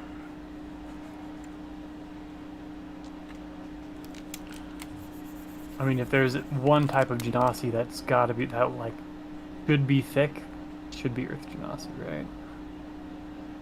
Agreed.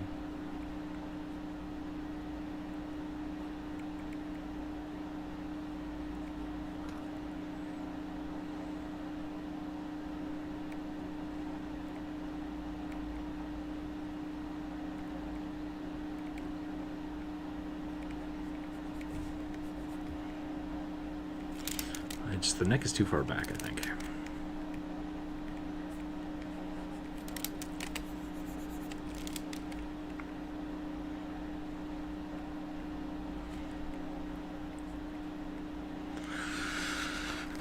His patron is a DOA. A DAO? Okay.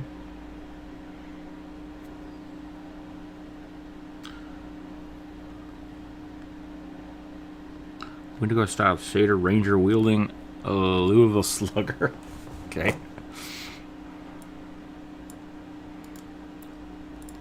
It's on the list.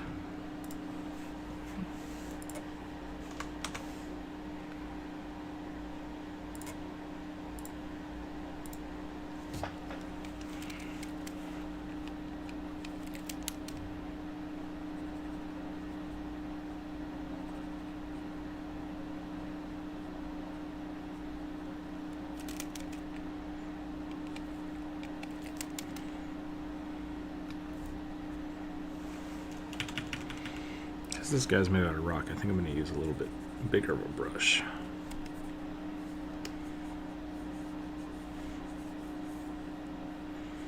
Aberrant mind, huh? What can we do with earth magic that would be aberrant? This hand is too small.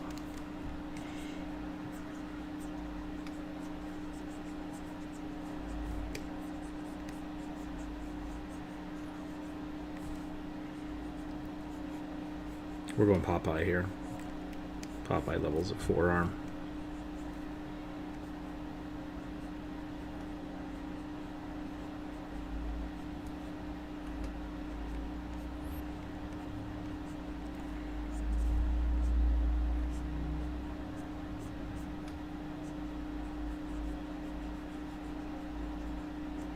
Pew pew pew pew.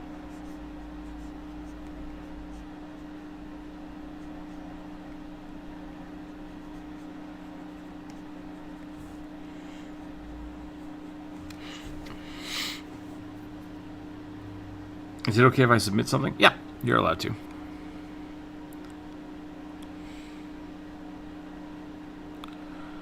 Repelling Blast, Genie Patron, Spike Growth is a mean combo. Nice. Okay. I like Spike Growth. I think that's a good idea. I think we should make him very spiky.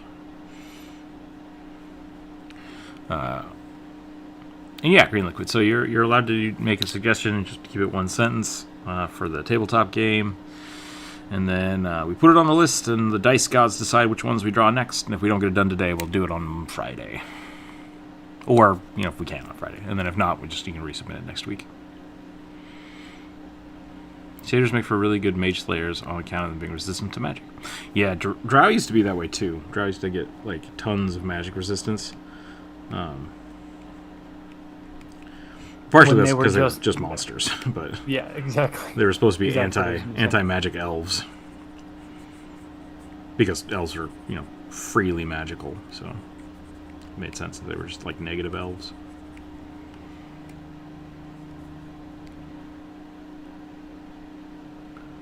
Try to keep you able to have your thing, John? Huh?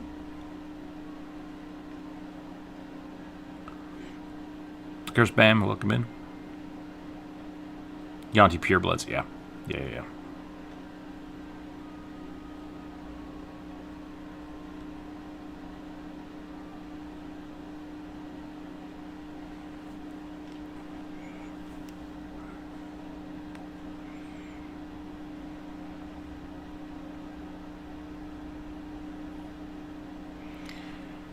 They're like the dolly from Avatar shooting Earth hand constructs. I missed something. I'm very confused. The Daily, the... Oh, the die. Oh, yeah. Okay. Welcome to Bossing Say. Yeah. The protectors of our cultural heritage and safety. There is no war in Bossing Say. There is no war in Bossing Say. Man. That episode, I think, creeped me out more than any other episode. I don't know. The weird, like, brain laser guy always gave me creepy, like, experimentation vibes. Yeah. It's just like, is this some kind of, like, weird super soldier thing? And then they never touched on it again. It's just like, okay, great. Yeah. I think they touched on it in Korra, and they actually, I guess, the brain laser thing is a specific type of firebending from a very specific, like, small tribe in the far west or something like that. Gotcha.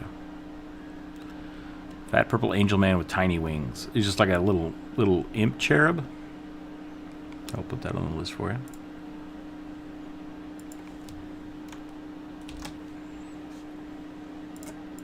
Do you have a class for it? Question. I'm starting to draw and I'm practicing circles. My friend who's taking a degree in art school said I should draw circles moving my shoulder, but it feels easy with my wrist to do. Do you have any advice? So there's two different things to think about with that. The shoulder thing, I don't get a whole ton. When I want to do larger curves, shoulder. When I'm doing like fine detail with like drawing an eyeball like this small, that's only my fingertips. So like there's a range that you need to do, and when you're in art school, usually they want you drawing on like large easels so that you get used to drawing these huge like paintbrush strokes. Does that make sense? So they want you to use your shoulder. They want you to engage your whole arm, and sometimes even your body. That's also building line confidence and line control. Yeah, because like once you're, and I'll try to do this as best I can because I'm on my tablet. When you're going from like top to bottom, if I'm using my whole arm, I can get fairly confident, concise strokes. And sorry, I'm drawing that to Druid, but if I'm using just my wrist, like that's all I can do. And so then if I try to use just my wrist, you start running out of space, and so it starts like you start losing that line confidence. So there's just basically two different things you're trying to do. If you're doing gestural drawings, which like I didn't start with that, Druid kind of does, it's better to use more muscles, like bigger muscles, so you can get those nice smooth flow and let your wrist kind of just follow your arm. But using your wrist is not don't never use your wrist. It's usually not where people are starting when they're learning art. They're not doing fine detail work. So don't use your shoulder to try to draw very fine detail work. Yeah. Because I don't think you should. That could be wrong for painters. Like maybe painters should always use their shoulder. I'm not sure. So it's random chance. Oh yeah, how would you rather deal with them or the face stealers? That's true. The face stealers is pretty creepy. Face stealers really good. So Code the face stealer was pretty creepy. Yeah, I definitely deal with Bossing Say. So long as they're mentioned making it down, it's fine. So long as they're mentioned marking it down, it's fine. Cosmic. If you want, Blood Hunter. There's a really good YouTube video about practicing drawing that I really like. It's by the channel is QR Bits, and the title of the video is "How Your Handwriting is the Key to Drawing Better." And it's just got a bunch of little practices for figuring out techniques, getting line confidence, getting your hand to put down the line that your brain wants you to put down. Yeah. It's pretty good for training that sort of thing. Steering Cupid says the Ranger's really good. Good job. Oh, thanks. I'm definitely getting lost in it.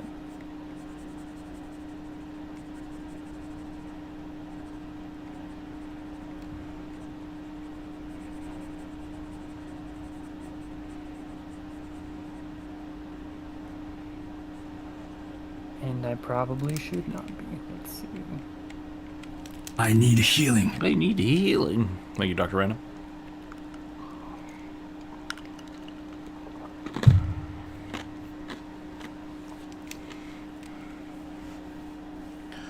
I kind of want to give this rock monster a cowboy hat, but I feel like I'm past that. We've moved far beyond the cowboy hat. Maybe more spiky rocks. Thank you. I'll check out the channel later. I'm going to start it. Stand in the live for a while. Okay. Training circles, like I have some background noise. Yeah, nice. Sounds good. I'm imagining Orko from Thundercats. Oh, for the purple guy? Wait, with Scythe? Tiny cowboy. Just a tiny cowboy hat.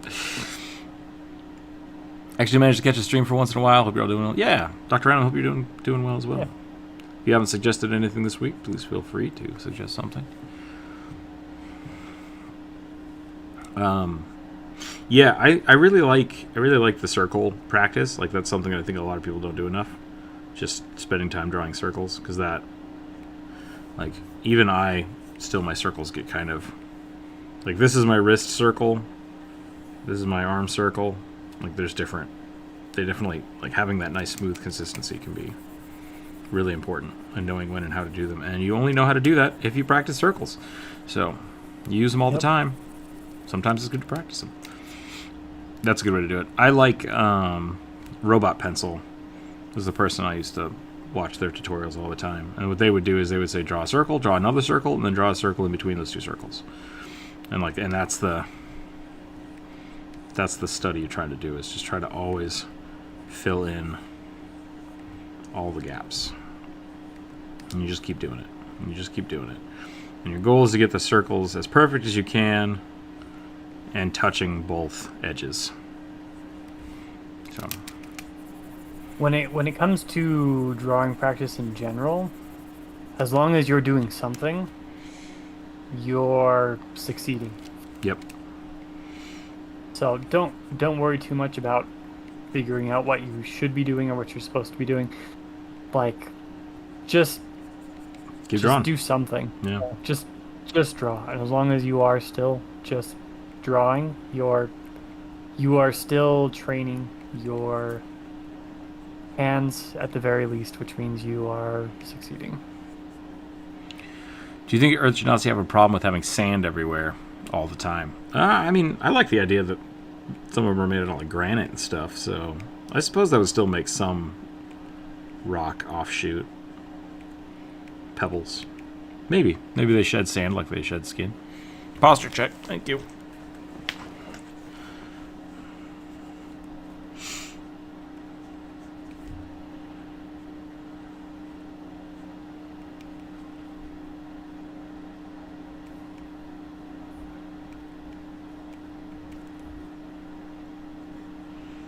Pew.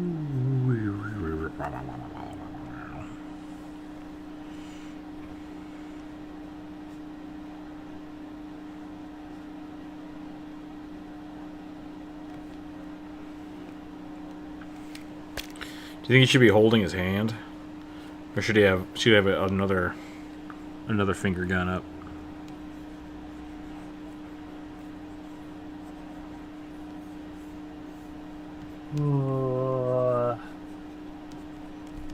I don't know if you're gonna dual wield. I feel like if you're your magic power is finger guns, I feel like you have to dual wield. Yeah, yeah. Like guns you never have to reload. Yeah, just get 2 of them. I mean, why not? Mm-hmm. I think they can control sand, so they could just control it. So the sand never goes on their house. That's pretty good.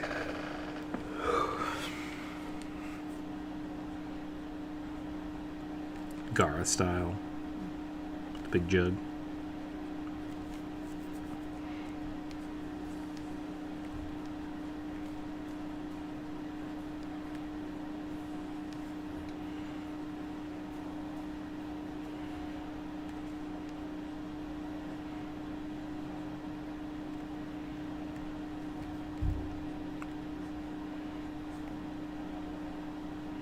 I never know what kind of clothes to put on a warlock. Yeah, me neither. There's a little bit of a discrepancy with, like, anybody can be a warlock. Anybody can be a paladin. Everything is everything and nobody is nothing. So, it's like, just draw a normal dude and that's a warlock. Mimics all the way down.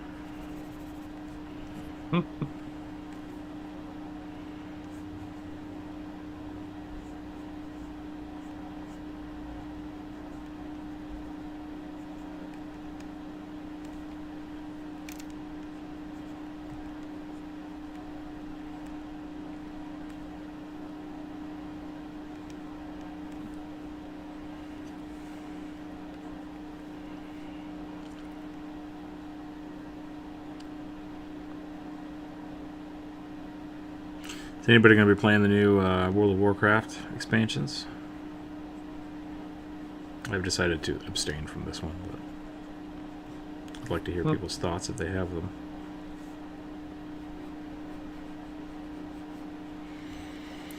He could use his other hand for some somatic components, like loading the spell into his other hand. Still got to make the, like, spin the pinstripe suit 1920. When was that? For the warlock? Pinstripe suit? Or for the bunny? Could make him a gangster. That'd be kind of funny. Bunny's not getting a pinstripe suit, I'll tell you that.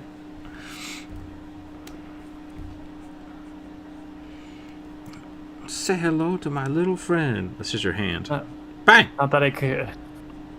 It's not that I couldn't do a pinstripe suit. It's that I'm not undoing all the work I've already done for this leather armor and green tunic. I ain't scared. I could. I just don't want to. If I wanted to, I could definitely do it. Fuck you. That was a very. You don't know. That was a very defended stance you took.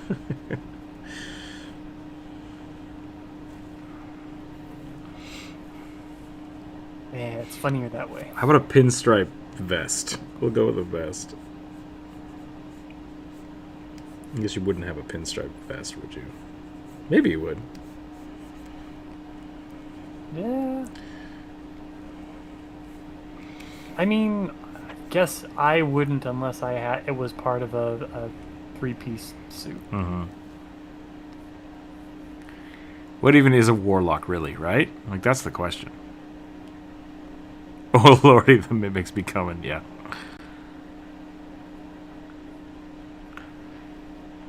I cannot play it. I broke my addiction to WoW back before Cataclysm and swore never to spend money on an MMORPG again. Fair.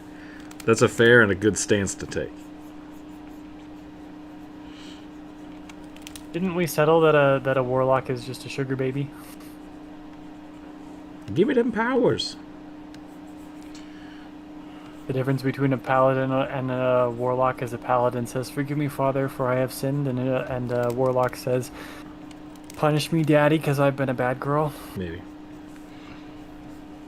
I feel like we have had a great conversation about that specifically a while back, and I can't remember how it ended up. I also think I quoted that exact meme before and got, like, crickets. Yeah.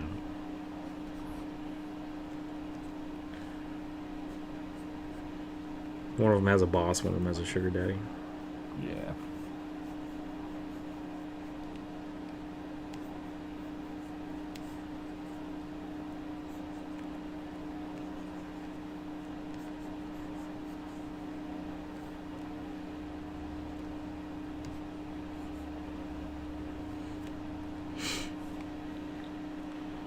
It's a great meme. Don't tell anyone.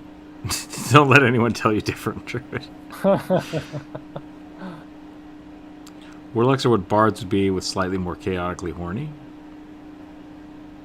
Slightly more chaotically horny. Bards would be. Big magic gives little non-magic guy small magic and becomes little magic guy who knows as a warlock. I think I tracked that. I think I followed that. How did you start drawing, got interest in drawing? I have been drawing since I was like 4. So, Yep. I don't know. I just started hanging out with people that like draw, and we just drew all the time. I got bored in church, and my mom brought paper for me to draw on, and at 5 years old, I took the paper and pencil from her and said, I'm going to do this. You don't know what you're doing. Give me that. I don't even remember that. That's the story she tells people. My son's always been a heathen. It's usually with a note of pride about my son's always been fiercely independent and an artist. Fair.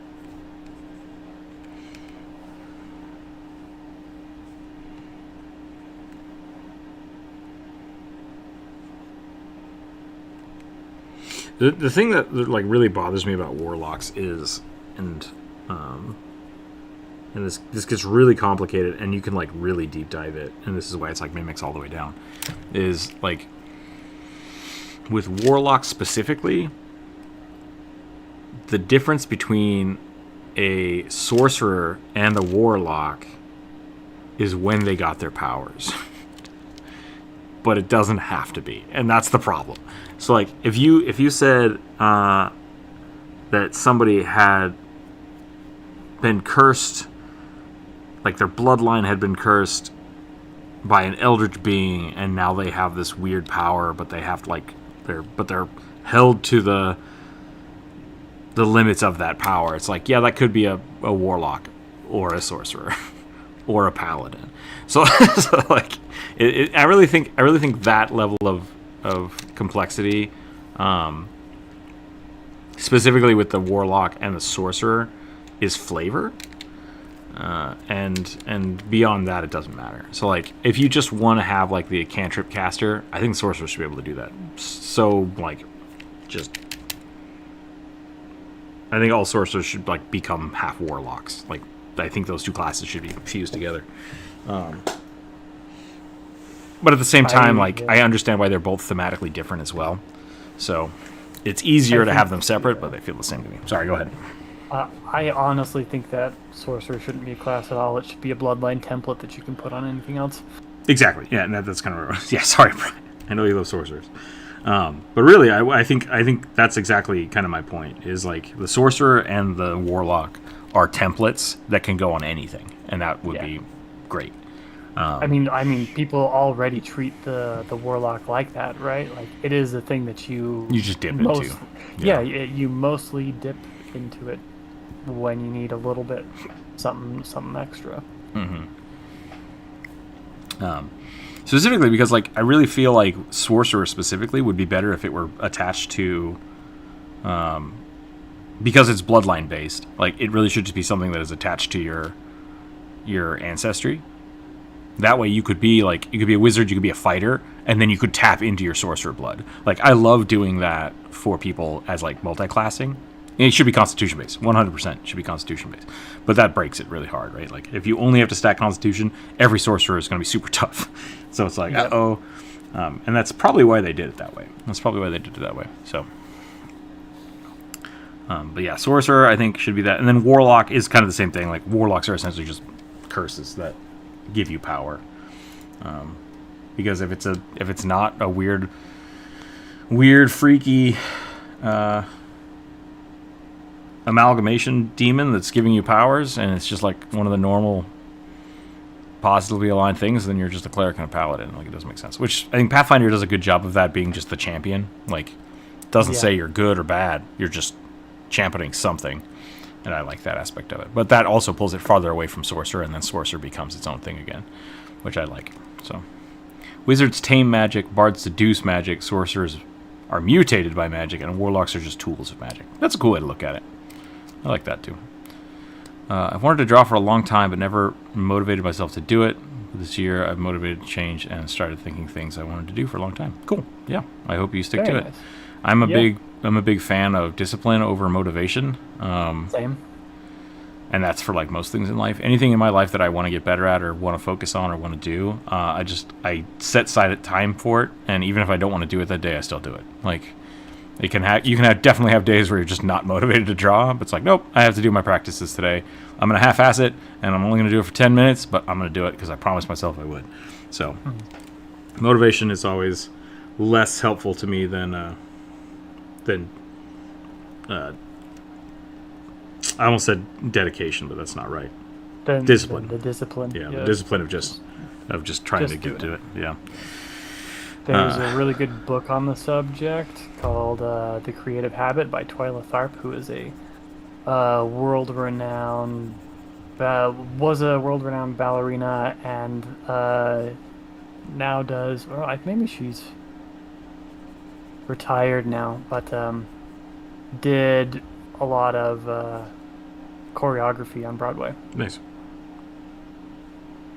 But yeah, she basically says the same thing, is that if you really want to pursue any sort of creative skill or career path, you got to be disciplined about it. Because if you okay, bro, catch you later. Yeah. Sorry. If your process is sitting and waiting for the motivation or the inspiration to come, you will be sitting and waiting for it most of your life, and you'll never get anywhere. Especially if YouTube Shorts is part of your daily things. Oh, yeah. That is the biggest like motivation sink for me. Just like watching something and then it's like, oh, something else. Like, I gotta stop this. I gotta get out of here. I'm trapped. But yeah. So that helps me a lot. Like, one way to do that is like if you're doing your circle drawings, perfect. Like, try to do daily sketches, and if you don't have any motivation, do your circle sketches. It's perfect. As long as you keep working on it, you'll always get better. So, I'm done with this guy. I'm gonna go on to the next one. Bryce says he's got a phone meeting, gonna half-ass it. I think that's a great idea.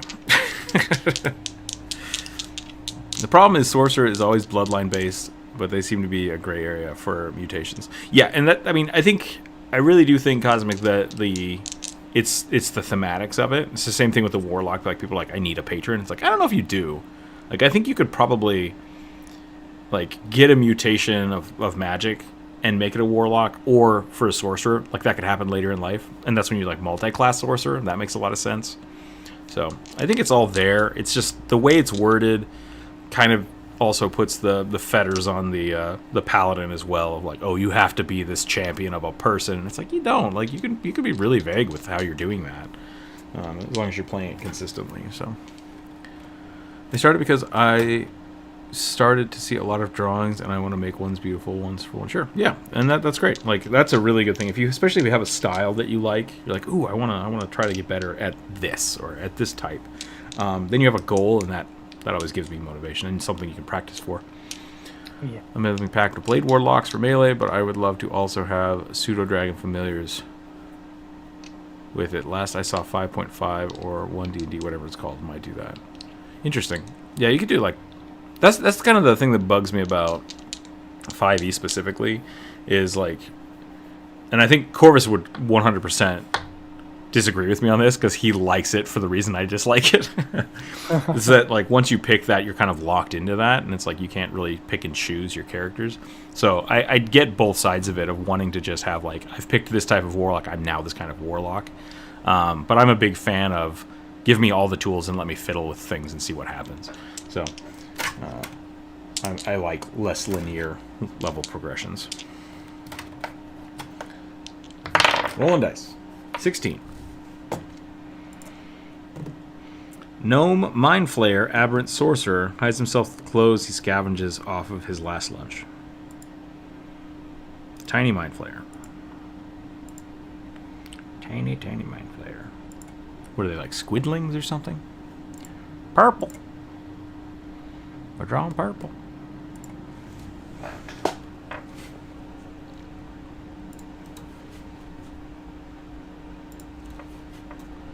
Paladins are bonded to their oaths in the end, and they're the ones who give it power, not the deity or the power. Yeah, I always liked the idea that like the discipline and restraint you have is kind of what gives you the power as a paladin or a cleric. I really like that idea. Your belief in the deity is what does it, not the deity's belief in you. And I kind of think that actually is, to me, the difference between a paladin and a cleric. It's like a paladin might not want to be the paladin, but the deity has chosen them because they know they'll be the right piece to be their champion, even if the person doesn't believe it. Like the red priest from Game of Thrones. Like he's a really cool idea of like an Oathbreaker paladin, but like still does his job. Whereas clerics, their faith and worshiping of something grants them the powers to do good in their name, and I like that idea. Druid makes you think of a tattoo. Bunny tattoo?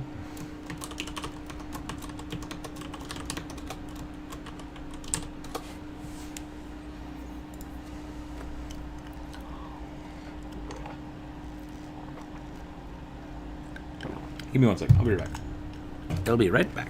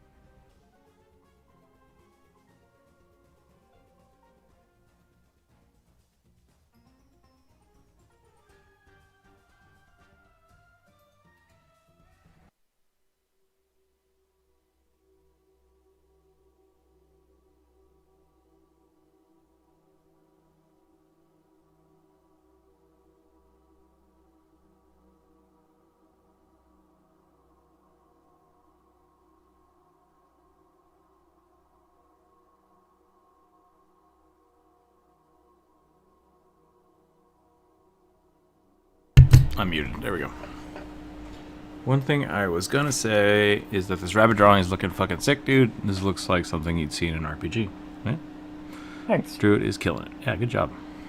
I think I'm done with it. Yeah, a sorcerer who's basically a warlock. And what is a warlock is basically an artificer. A sorcerer is altered to have draconic bloodline, and a warlock has a magic device that holds.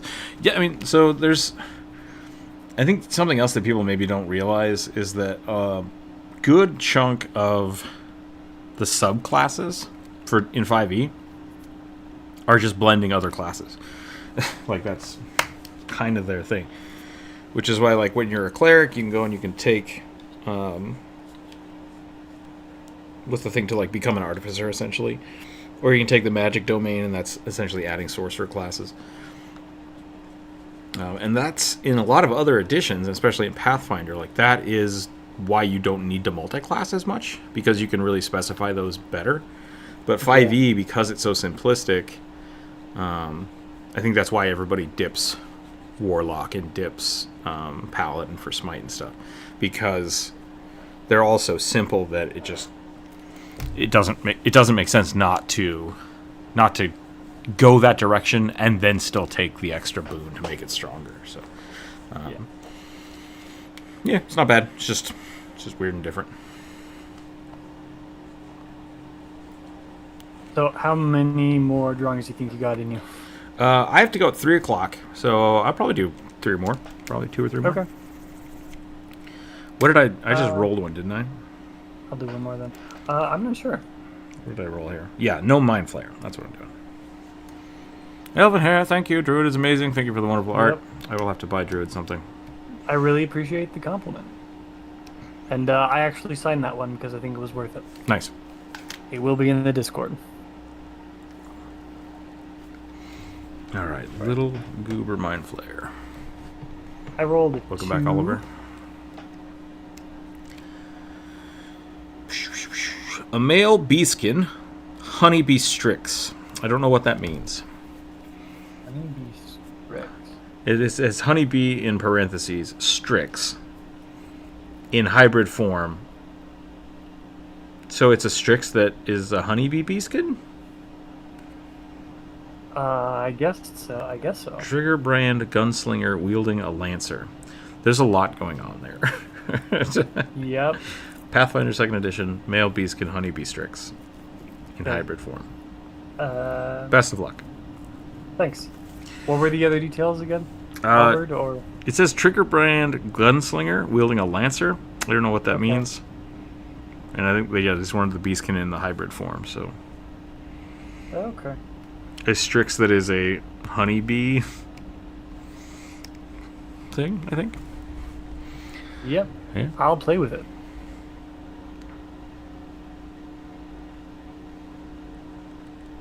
Can always change your signature. Nothing wrong with that. If you want to make a cool one, make a cool one.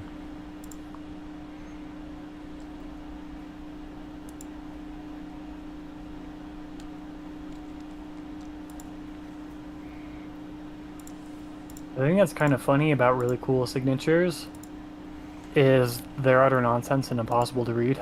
Yeah. Yeah, I know. I, for a long time,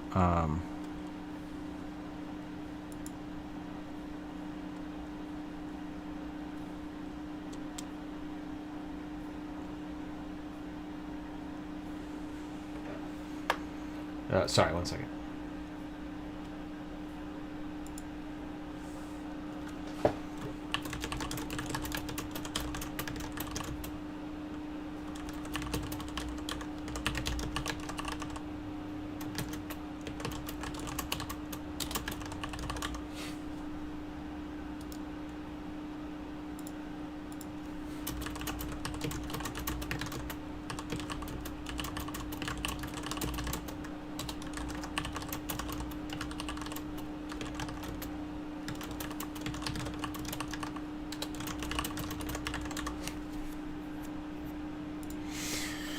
Okay, sorry. Yeah, what was I saying? I used to know a guy that the signature was just like a line, I was like, what the hell? He's like, I have to sign my name hundreds and hundreds of times in a day. I don't have time to write my name out. It's just like, that's fair. So signatures can be as simple or as intricate as you want them to be, because they're just so that you know you signed something.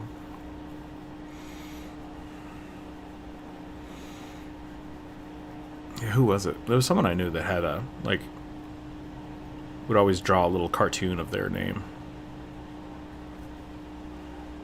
I don't remember who it was, though. I mean, it doesn't matter. Squiddy. Squid gnome. Here we go.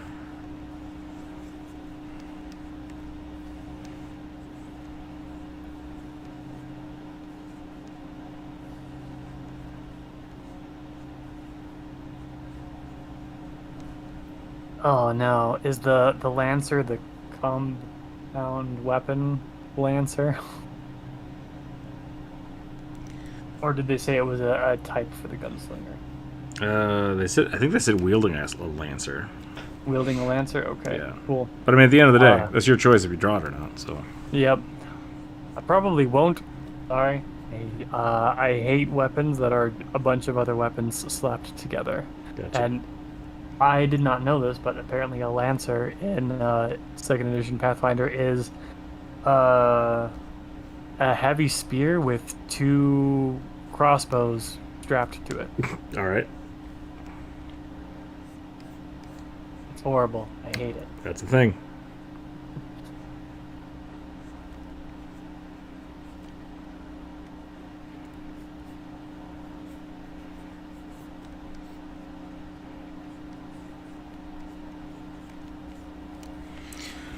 The guy who created Mew from Pokemon Science System with the Mew head. Nice.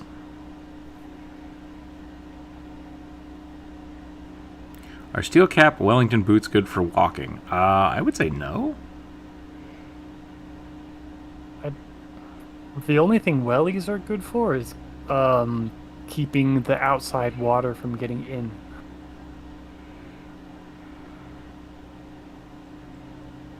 They're not even great at keeping your feet dry, though, because they don't breathe, and so you sweat.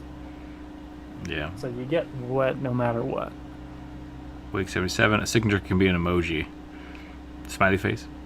If you choose, yeah. As long as you... Like, the thing about, like, legal... This isn't legal advice, but as far as I understand it, like, your signature just is reference for you. If you sign something with something that is not your signature or is not normally your own, something that can't be derived as yours, then that can be, enough of a breach of contract. So, like, it behooves you to sign things the way that you know they're signed, because that can be fraud if you don't. So just get good at what you're drawing and make sure your signature is your signature. It might as well be a hand cannon at some point. Yeah. I used to add kanji when I signed things when I was younger. I thought it was cool, but someone pointed out that I was depending on one translation for a kanji, so I stopped using it. Yeah, same. I definitely know what you're talking about. I think I did that for a lot of my first signatures too. I just tried to make it look like an icon, and that made the most sense, but now I just do my signature inside of a square. How do you feel about bayonets? Functional. They actually function, so I'm okay with them. That, to me, is different than a weapon covered in weapons, but maybe not. Because that's a gun with a pointy end. Yeah. As opposed to a sword pistol, which is a pointy end that somebody Put a poorly gun. slapped a gun on. A gun sword. That is a good argument, though. Like, at what point does a bayonet become a gun sword? Or an axe gun?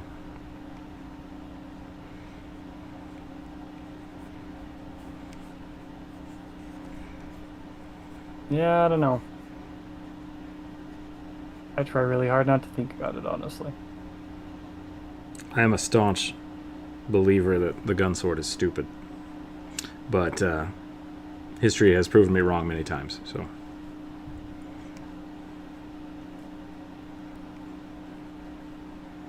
Well, just because there were a fair number of them doesn't mean that they actually got any use in combat.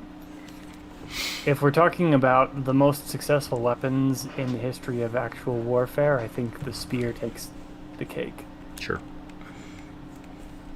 It's hard to beat a stick with this pointy end.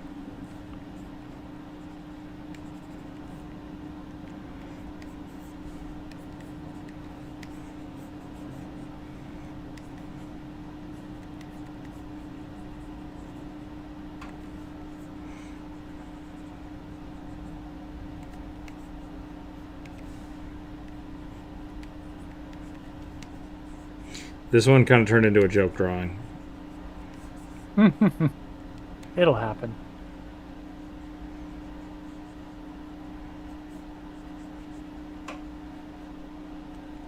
But as soon as you bring in the squidlings, all seriousness just disappears.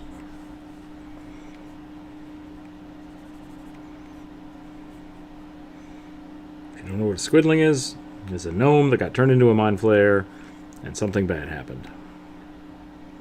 And now, it's a tiny squid.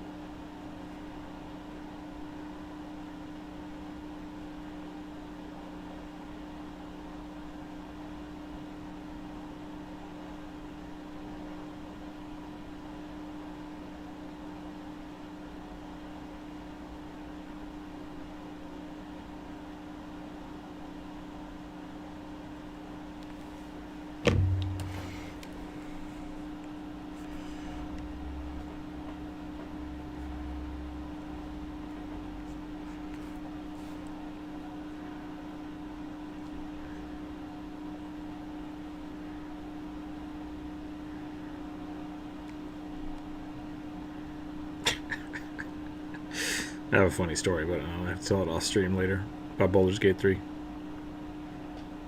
I don't want to spoil I look anything for forward to anybody. it. Yeah.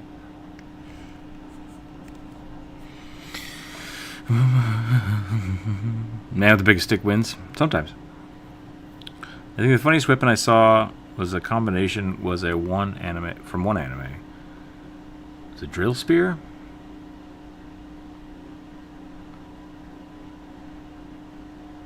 This billhead spins for some reason, and a guy with a bunch of staffs. He uses like golf clubs. Golf mage. Golf mage works.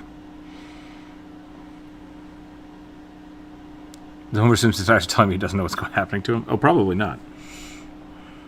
Especially if he's a mind flayer and he's trying to wear clothes. Something's going on.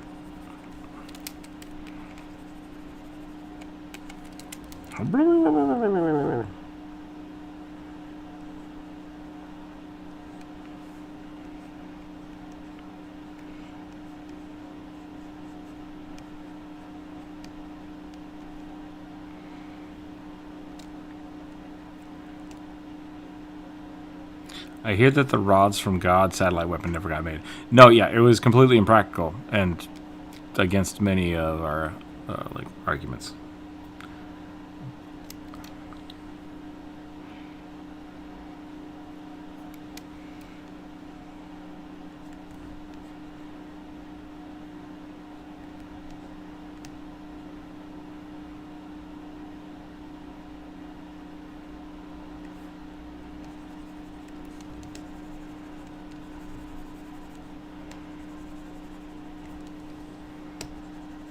Okay, that one, I'm going to call this one good. I don't know what else to do to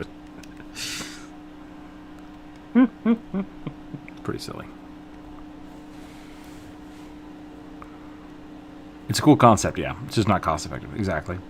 That mind flayer looks like raided its mom's closet and found one of her old coats. That's kind of what the suggestion was. So, yeah.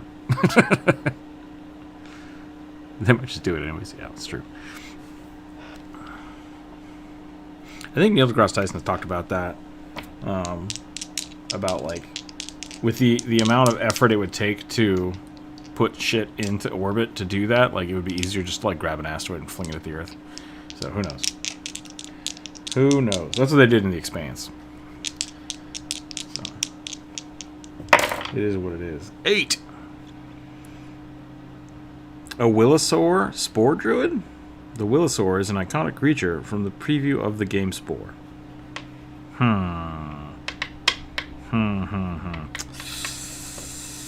It technically follows the rules. It's a creature from game, and it's got a class. So I guess we'll do it. I'll look up the Willosaur, and if it's something ridiculous, I will not do it. But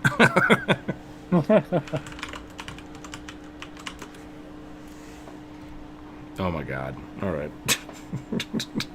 How bad is it? It's a 3-legged raptor with a grabby hand, tail. Oh, So it's not terrible, but it's pretty bad. it is Spore. So It is Spore. I mean, I guess It could have been worse. It could have been worse.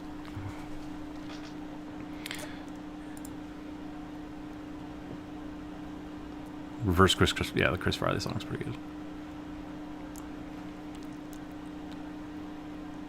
Spore is quite a weird game. Yeah, it is.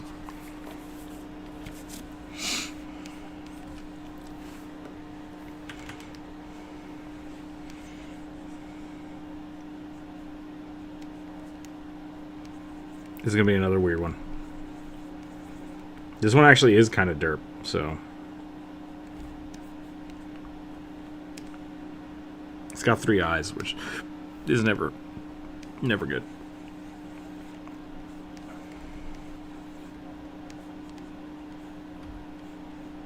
But it does follow the rules. It fulfilled all of the criteria, so I will draw it. Here we go.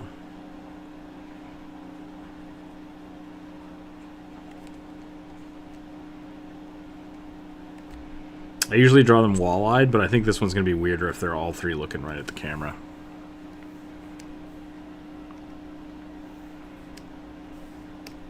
My God.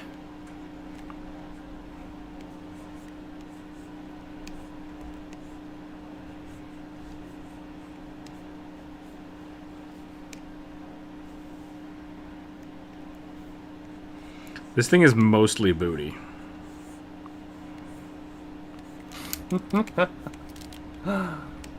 What's on the end of its tail? A big grabby maw. Great.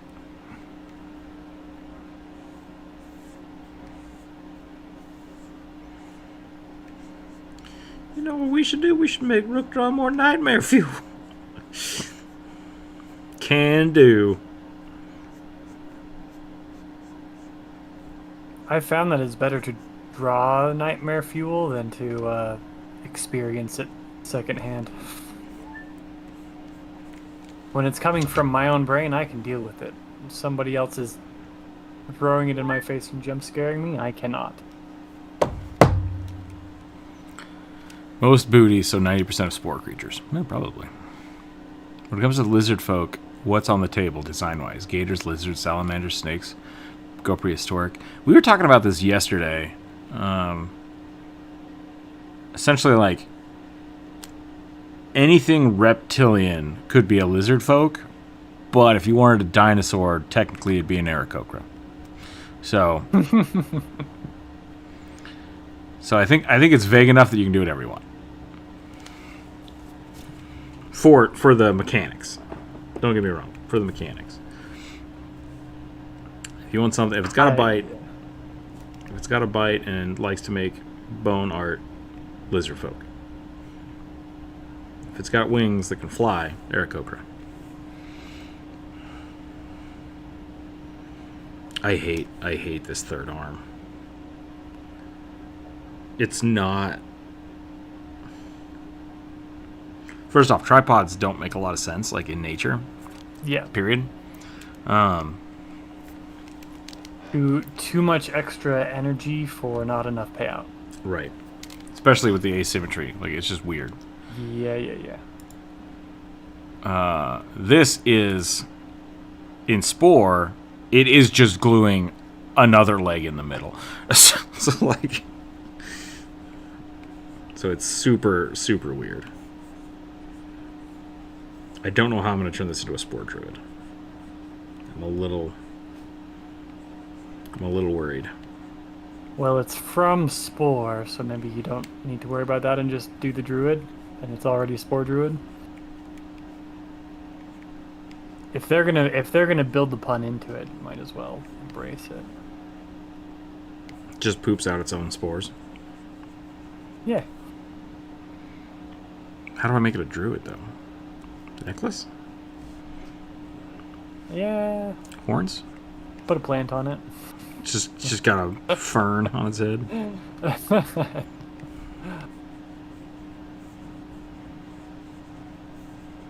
I don't know.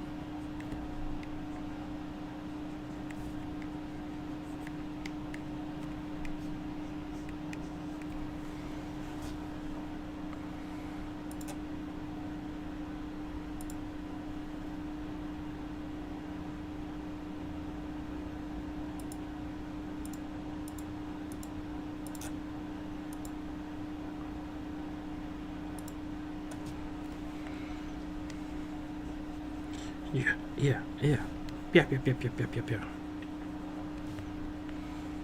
Oops, I accidentally closed the chat. 1 second.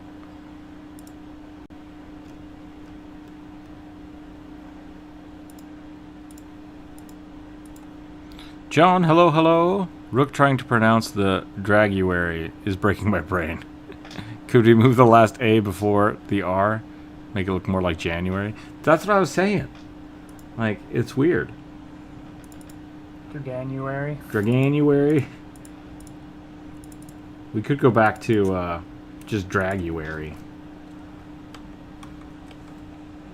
Or Dragonuary. I don't like that either. Dragonuary. Dragonuary? How does January spell? January. Dranuary. Dranuary is not bad. We'll use Dranuary. But then you don't even have the G. I feel like it needs the G. Draguary. Now we're back where we started, I think. Yep.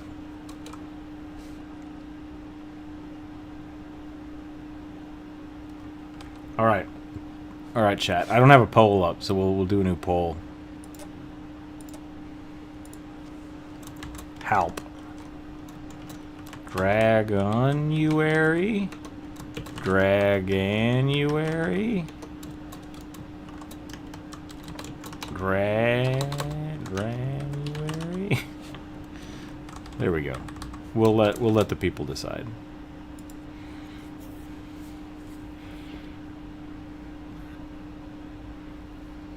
You should have dragon holiday draws. Are there dragon holidays? Draganuary would work.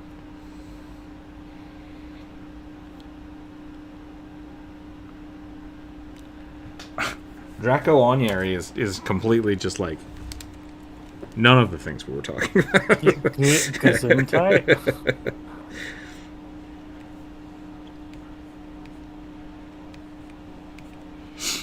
I'm a motorcycle. Alright, what else would make this more druidy?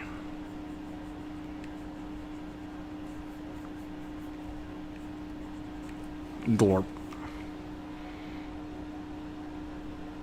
Key, welcome in. More like a Christmas draw, a reindeer dragon.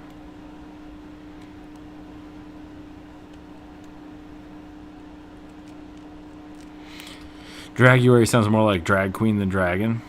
I mean, you're not wrong. Or a Santa dragon, but Christmas is past. We drew reindeer rugby and Santa rugbies. Should I draw dragon rugbies? Is that what we should do? I mean, regardless of how things turn out, the answer to that question is yes. Is there a meaningful difference between lizardfolk, kobolds, dragonborn, Aarakocra, and Kenku besides flight, breath weapons, respectively?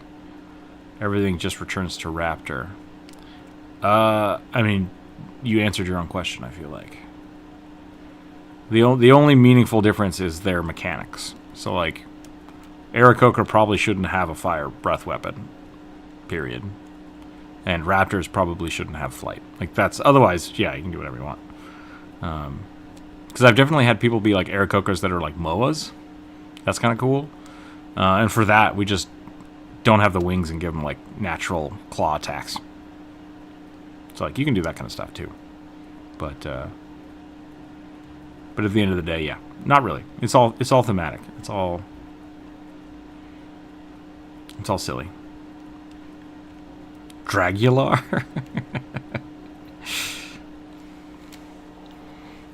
We have a poll up on YouTube if people want to vote.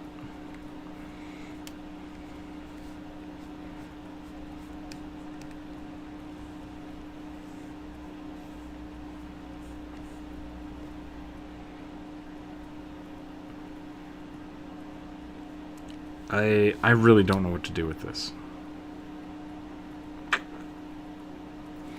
Here's what I would normally do for a druid. I would give them a fur and or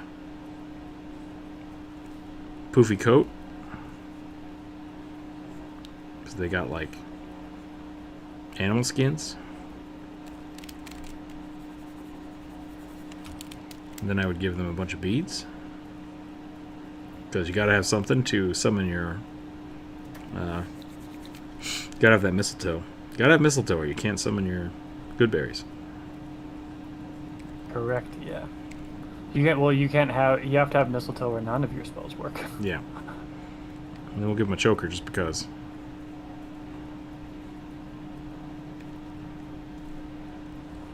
And maybe some paint. Druids don't wear pants. I said paint. Oh. Paint! Staff with mushrooms? Yeah, but how's he holding it? He's got 3 arms and a weird gobble tail. Is he going to stand up and just have the 1 arm? Because that's creepy and I don't like it. Looks like a weird mutant dragon that tried cocaine. Yeah, it's about right. It's about right. Tripod bird on a nest, nested on its head. We could put a little bird nest up here.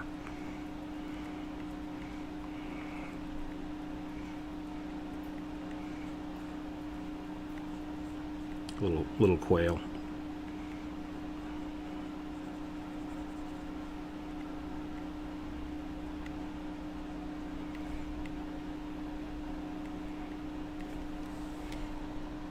We did it. Nice job, everybody.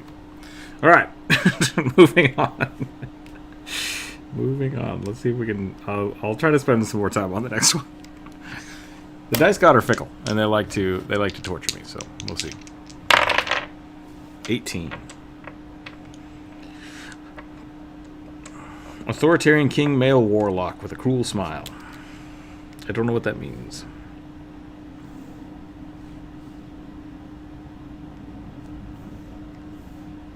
Forgot the race. Human. Oh. I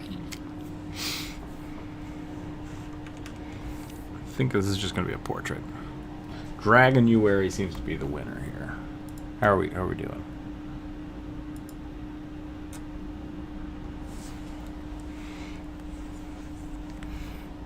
I think we're just drawing someone with a crown.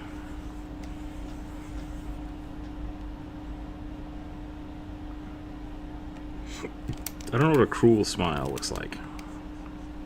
Is that like a Joker smile? I need to do more face studies.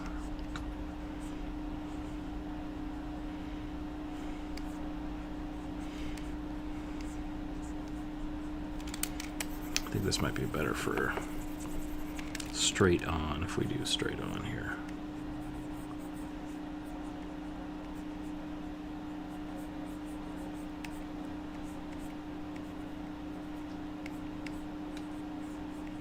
So I don't know if king is a class. I guess royalty is an NPC class. Noble? Nobility? I realize now I just made him like the Burger King. Hey, it counts. Happy birthday!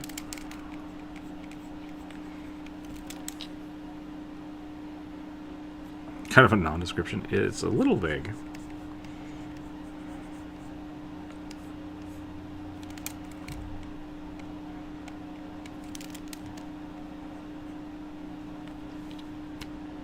The Kurger Bing.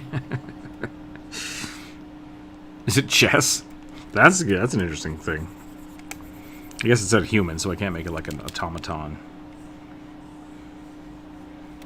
Chess piece.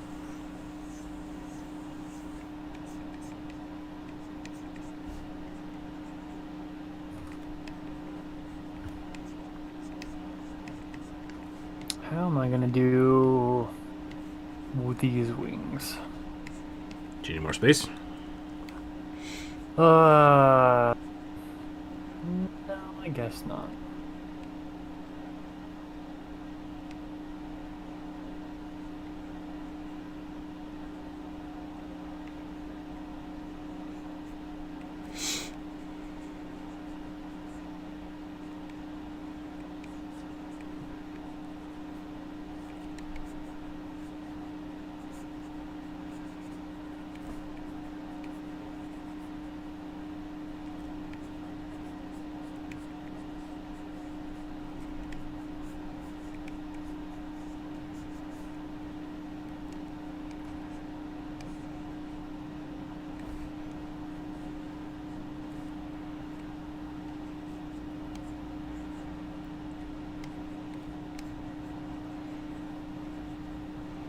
The Witch King of Angmar.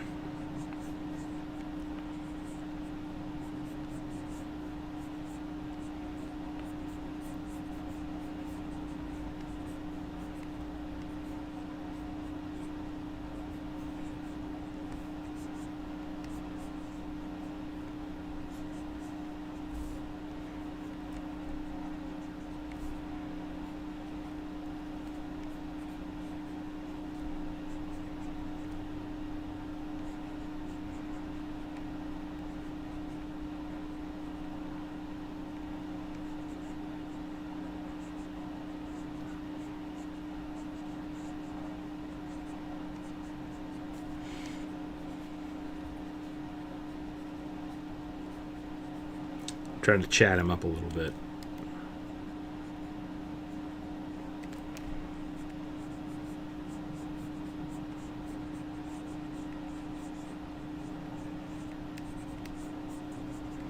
Giga Chad King. John Miller, Green Dragonborn Star Druid Medieval Astronomer.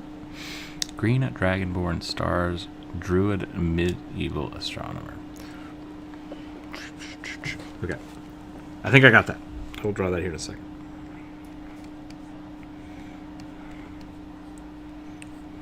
Thank you, John, for the $2. I appreciate that.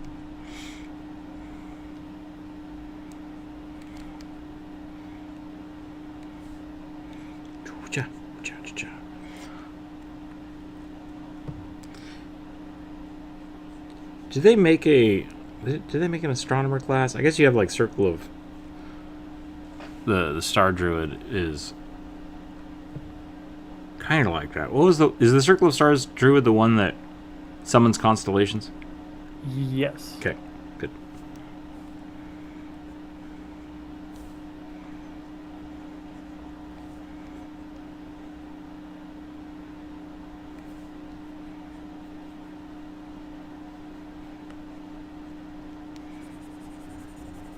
Kind of wish the Artificer had something like that, that made star charts and the alike. But Druid, having it with Druid makes sense too, especially as like a summoner class.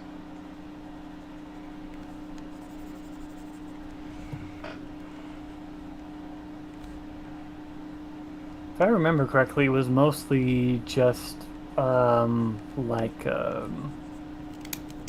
holy damage. Holy damage Druid?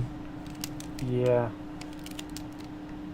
I don't know. I haven't played one for very long. I think the only one I've ever built, I played in your Tower of Ashfont campaign, and that character only played, 2 sessions? Something like that.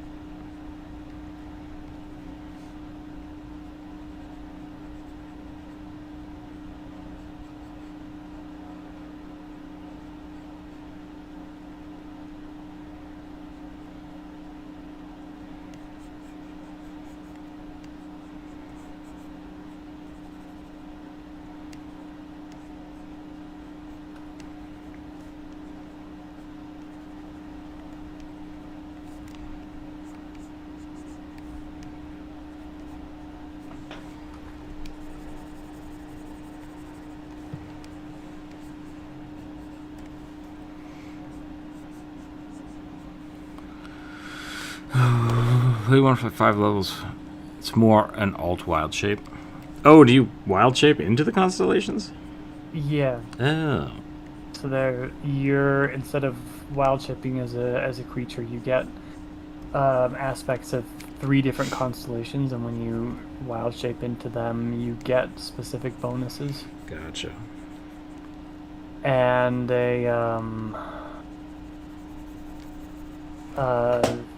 a magic attack that's basically like a cantrip. I think does radiant damage. Gotcha. Okay, there's my smiling king. I don't know what else to do with him.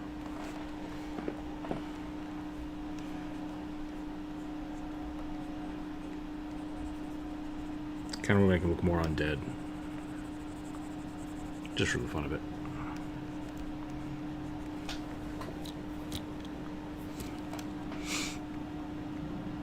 That is very you. Down with the monarchy. Okay. No, I was thinking drawing skulls is for no other reason than you want to. It's just very you. It's a very Rook decision. Starts good. Pro. Future mostly for farming and warfare. Yeah. Yeah. I could see a star-based artificer being like a tactician. That could be kind of fun. All right, seems like Dragonuary is what we want to go with. So,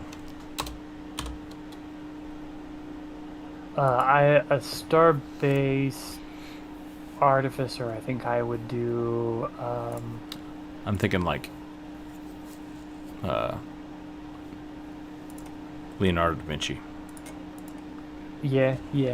I get that. I think I would have them do divination school. yeah, that would work. I think that would be viable.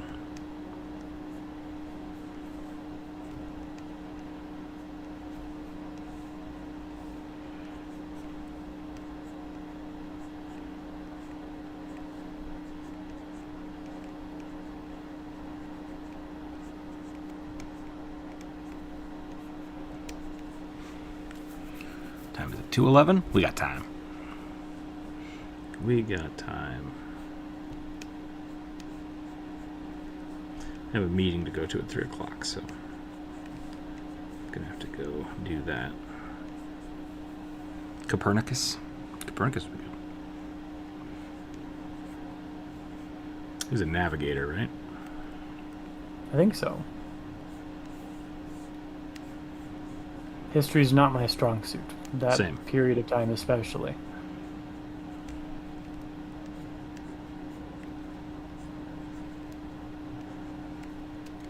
If it wasn't directly related to the Catholic Church, I have no idea what happened. And I'm a few popes out of date now.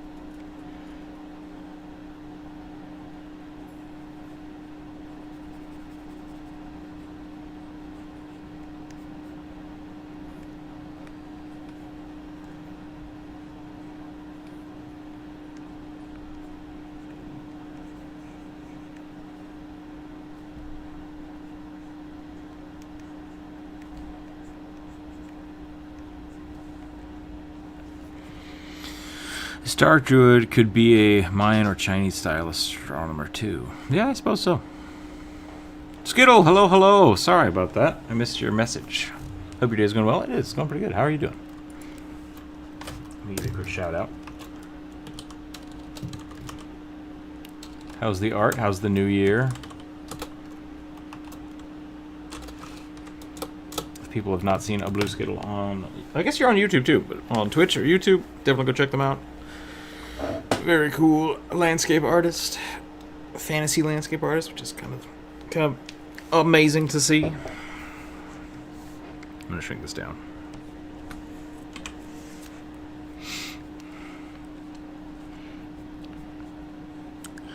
What's the new artwork looking like?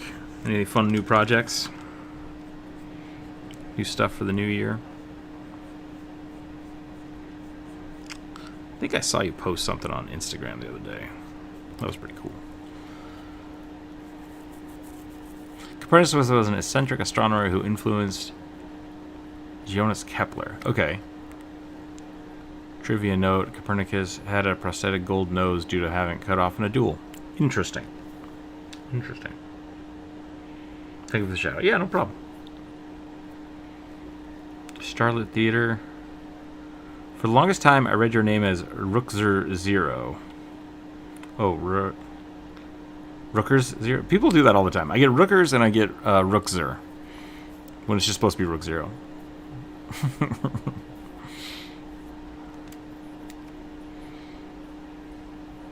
Working on a flying whale. Nice. Big bird, another flying whale, a few deer thingies, and about 10 other things. That sounds like a good way to start the year. Sounds like a great way to start the year. Also, a delightful sentence to hear read. Mm-hmm. I wish you luck on your endeavors and your sky whales. And your deer thingies.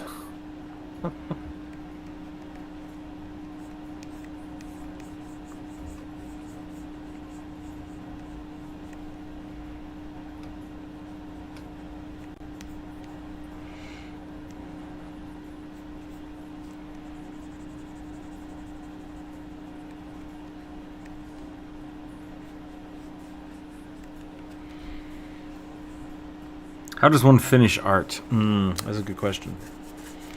The finished is the enemy of the... No, the perfect is the enemy of the finished. Perfect is the enemy of the finished. Yeah.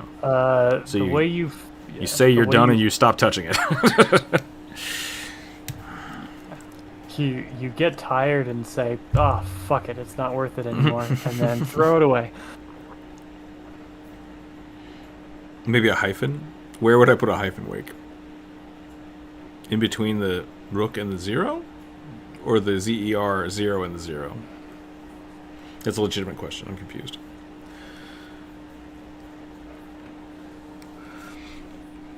The way you actually finish art is... Rook 0. Got it. The way you actually finish art is you step back a little bit, view it from a slightly different angle, from farther away, find what you like that, or find what you see that doesn't look right, and work on that little bit until it looks right, and then do the same thing and keep backing up, backing away from it, until you hit a point of diminishing returns. I think Skittle was asking what's the word I'm looking for? Hyperbolically? That's not quite right, No? the word. That was the word I was using, but that wasn't the word. Sarcastically?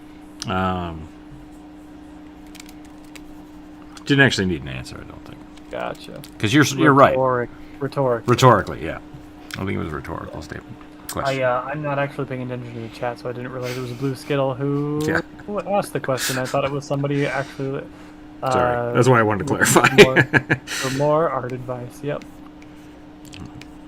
If it's Skittle who's asking that, my response is, why the fuck are you asking me? You know better than I do. That's what I was... You're just preaching to the choir.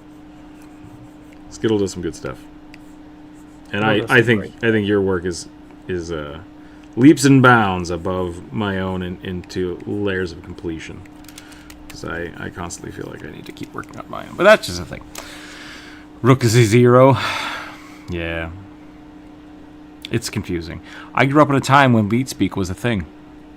And now people actually know how to read. So It's weird.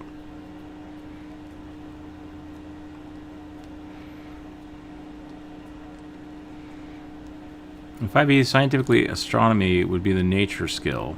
I'm okay with that. Intelligence-based concerns nature science, which astronomy is. Yeah, I think that's good. Anyone can study science of astronomy, and mystical aspects would only be Circle of Stars druid. But the mystical aspects would only be Circle of Stars. Okay, I could see that. I could definitely see that. The question is, should I put tattoos all over them for constellations? I think so. I think we do. Do you want to finish your how to finish art? I didn't mean to cut you off. I just. I think I got there. You just. Okay. Yeah. The answer is Piece by piece. piece by piece, a little bit at a time. Pick away at all the things that you don't like until either you're too tired to pick anymore, or you've run out of things to pick at. I thought you were going to say until it's finished or you die. Which just feels very... I've definitely had pieces like that where it's just like, well, Yeah. this is either going to be finished or I'm going to die first, but one of those will happen.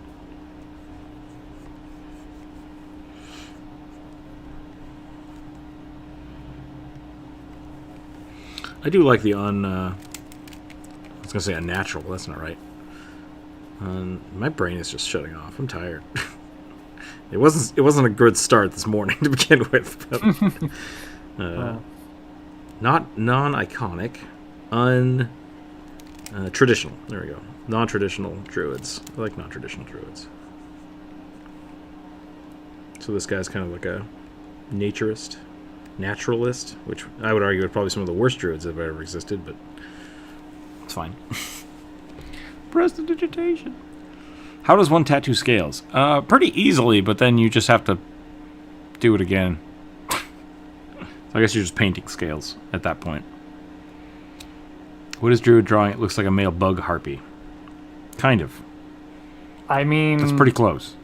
on the nose. It is it's a Strix, which is basically a harpy. Beastkin, which is like a shifter race, and shifted into a honeybee. So, Yep. yeah. Atomic says finishing art is more about moving on than anything else. Yeah, I can see that. There really is I think there is something to be said about kind of knowing when art is finished. It's really less about the art itself being finished, but like you were saying, really looking at the things that you want to finish about it, and just kind of setting goals and achieving them, because you can keep drawing and painting something for years and years and years, but like, Yeah. And people have. sometimes you don't need to do nowhere. that. Sometimes you can be done with something, and it looks great. Part of the process of learning how to draw, paint, sculpt, etc., is the process of figuring out for yourself, like, where the line of decreasing returns on your time investment is. That's a good point. And that kind of where you decide to draw that line also kind of affects and influences your style. So it always, it's always a personal thing. And the more experienced you get, the better you are at making a thing that you want to draw, and a thing that other people see and say, wow, that looks really good. How did you finish it?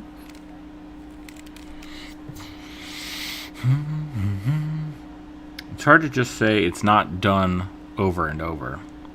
I have like 24 tiny plastic cats on my desk for the very reason. Yeah. Yep. And something that I'll do from time to time is like, I'll say something's done and I'll put it down and I'll come back to it like a year later and be like, oh my god, that's terrible.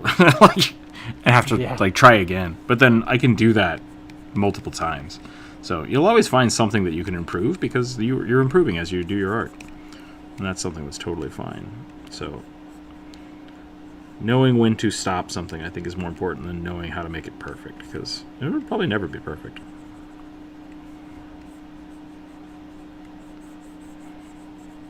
That was especially... much to my chagrin. Yeah. I have, chat, I have talked to Rook like at least a dozen times about my toxic perfectionism and how it screws me over. First step is acknowledging you have a problem. It's the only advice I have. To complain about that problem to your friends until they're sick of listening to you. Would you call your style of soft lines and color fades a form of impressionism? Me? Yeah, I was directed at you. Yeah.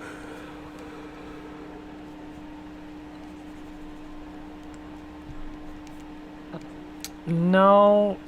I would honestly just say it's a type of... I mean, it's technically just illustration. You just have a highly rendered... Because you're thinking, in my mind, you can totally talk about your own art. I don't want to step in, but from my perspective, essentially you block and then you render and you render and you render, and you just never really have time to fully render something. Because the things that you spent 10 to 20 hours on no longer look impressionistic. They look fully rendered. So yeah. I think you guys are just seeing an early portion of the way Druid does art. When I do blocking like that, like I go so fast and get out of that stage so fast that it's just like I'm trying to get aligned illustration. So I'm not going that direction at all. But you can talk about it a little more if you want, Druid. Yeah. So the way I do it is really. Actually, this process is really reminiscent of really, really old classical oil painting styles. It also has a lot in common with watercolor styles, because I'm basically that's interesting. painting in washes. Yeah. Right? I suppose it would be the most, or it would have the most in common with egg tempera, if we're talking about 2D media. But this is the thought process is actually kind of is how I sculpt in wax or oil-based clay, which is you start with a blob that is a shape and you build on or take away from that shape, which I do either with a color or an eraser, until I get to a relatively finished product. And part of the process that you guys are definitely not seeing is how much I zoom in and out of my drawing. Because when I start my drawing, I've got the canvas pretty much entirely zoomed out and just blocking in really big shapes, and I just want a fairly consistent wash of color, basically, that I can start to pick at. But really, all art is really just starting really general and getting more and more specific as you go.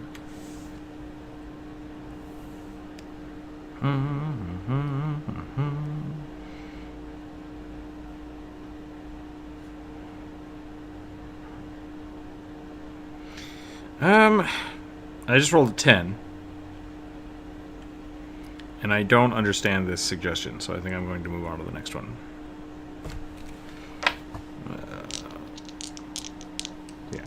I'll have to look that one a little later. Yeah, that's interesting, John. I think that my style tends to be very classical and highly representational. And I usually strive for realism.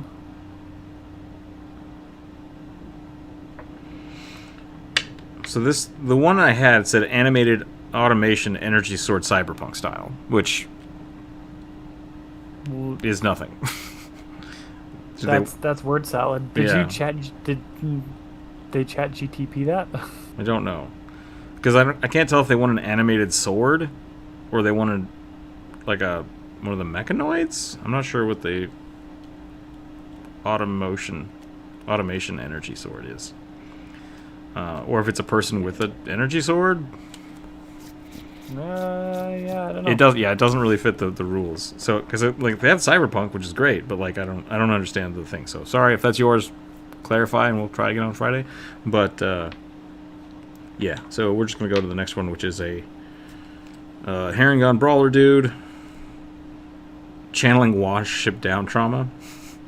Herringon Barbarian Brawler, big and scary as you can. All right.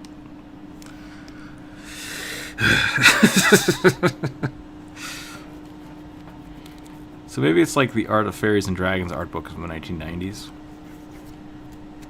Could be. I mean, yeah, I think the watercolor is a good example, and you definitely do sculpt with values, which is a specific type of illustration. Like it's a type of illustrated rendering. So yeah, Impressionist maybe, but like because we're in the fantasy realm, Impressionism is kind of a weird thing, anyways. How do you draw a flaming person, right? It's like, there's no realistic to it. It's all. Oop. Okay. Big brawler bunny. Dang it. More rabbits.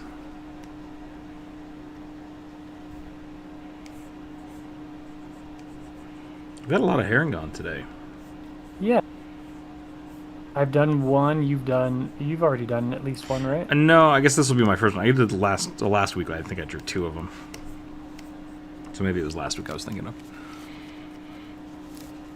Render characters but leave the backgrounds unfinished. Yeah, and that goes into the whole like knowing when something's done. It's like you don't always have to put a background into something. Like only focus on the things that are important. It also goes into the fast, sketchy nature of this specific draw podcast. Yeah.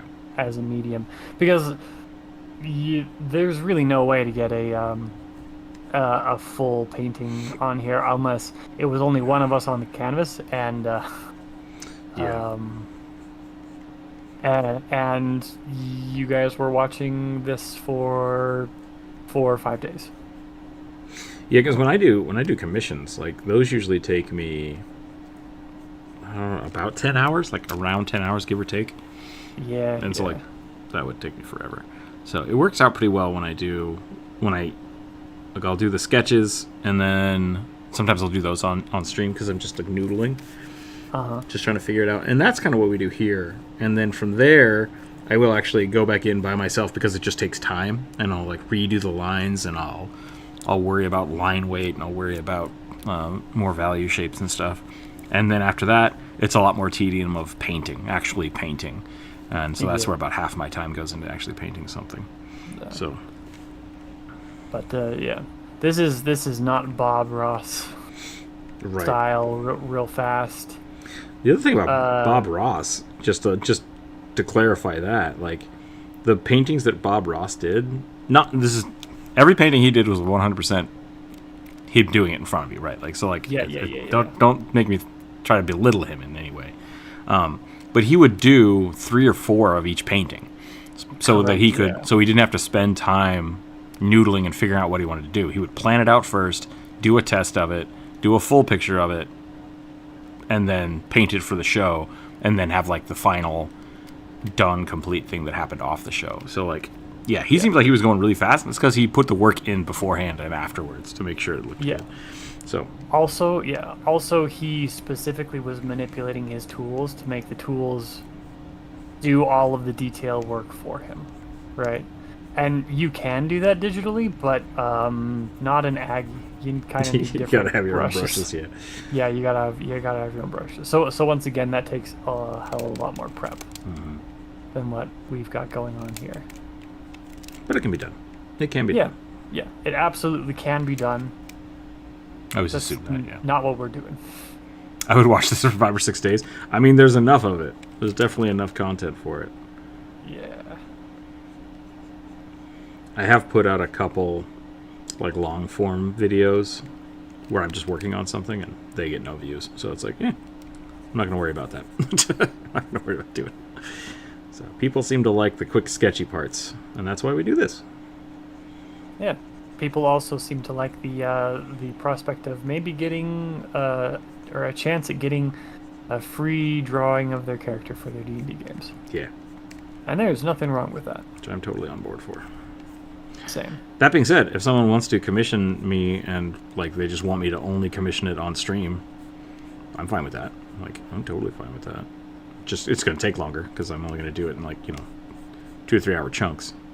Yeah. It's still going to take me 10 hours. But if you want to sponsor a live stream or a YouTube video, let me know. Let me know. I like the stuff left behind the tool. I like the stuff left behind the tool. That is what it says, Atomic. I'm a little confused about that. One thing that frustrates me about digital is you like the stuff left behind by the tool. Okay. Yeah, that's something that I like watching Skittle and watching Steve sketches. And actually, Druid, you do this quite a bit more too than I ever did. But like knowing when to leave your lines and what to erase, like that's part of the artistry of digital painting. So I used to do that a lot more, and I used to like be in love with my kind of scribbles. And so you can see that if you look at some of my earlier videos.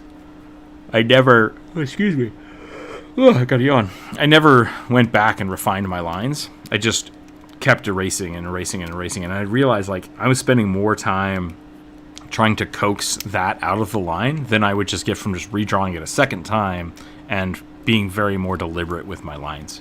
So I think I still kind of keep some of that, but at the same time I do lose a lot of the scribbliness of it. So and that's why I kind of put it back in the color, because I like it. I like the scribbles. The combo of finishing brush and knife are amazing to watch. Yeah. Palette knives are super fun, and I've never been good with them. And but me neither. when I do paint, I tend to lean into wanting to use the putty knife or the palette knife. I watched a short. It was either yesterday or the day before. A guy using charcoal dust and a palette knife, Nice. plastic palette knife, to do sketches, and he did a 30-second portrait challenge. And obviously, it wasn't a portrait of anyone recognizable. He just wanted to get a face in. And he went a little bit over, but it was very interesting because he did a lot of like overextension and swirly lines, and all of that kind of at the end kind of blended into the basic tone for the face. It was very cool. I'd love to do a woodcut at some point. Yeah, and I think like woodcutting and printmaking in general is kind of like that's the extension of what I was just talking about. Like you do your quick sketch, then you define your lines, and then you have to be very, very specific about your lines. And sometimes you can pull in the sketch that you're doing to make that a little better.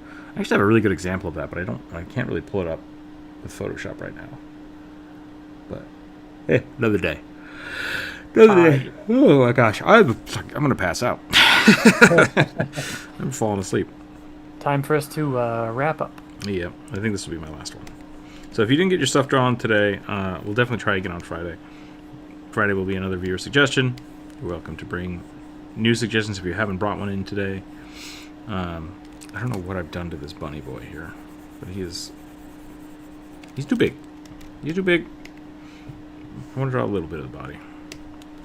He's got to look beefy. He's got a very long neck for a bunny boy, I think is the problem. Yeah. I made that mistake earlier as well. Ended up hiding it behind the collar mostly. I'm going to give him just like... There we go. That's better. I need healing. I need healing. Thank you.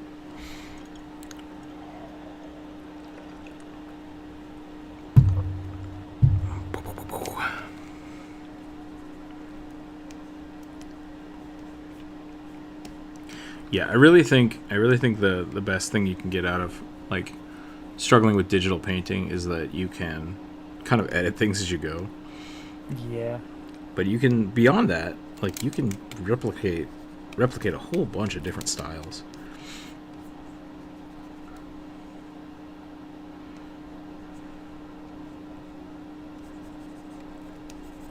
Which is really cool. I just always use the round brush. I'm really digging a chiseled brush. Is that just a square brush?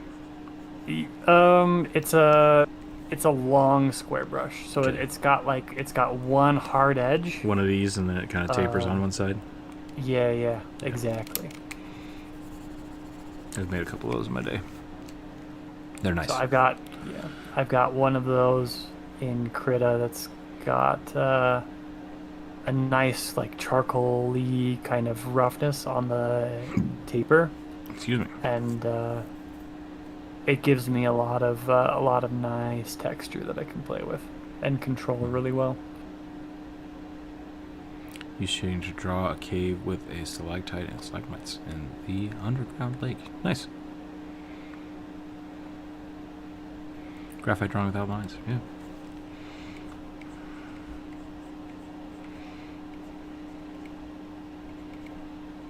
I don't understand Watership Down. I never watched it, so that's one part of it. Yep. But like somebody sat down and like, you know what I want? Bunny murder. Let's make this happen.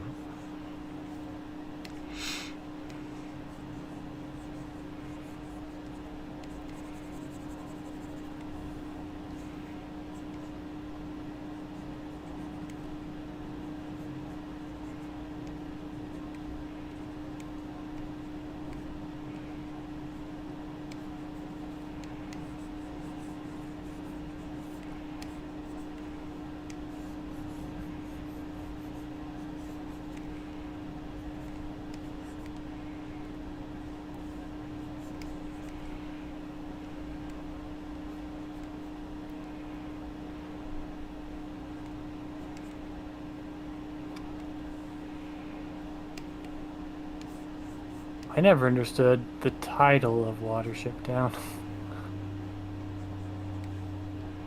Didn't seem to have anything to do with anything to me. Yeah.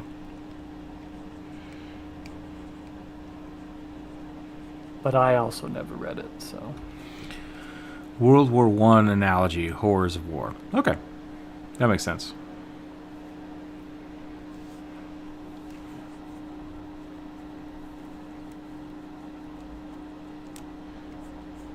This bunny is jacked. None of this makes any sense. It's fine.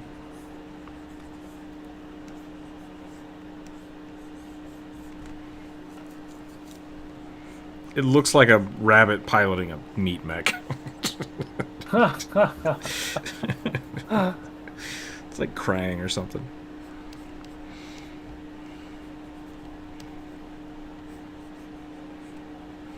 I've kidnapped the body of Dwayne "The Rock" Johnson, and now I will take over the world.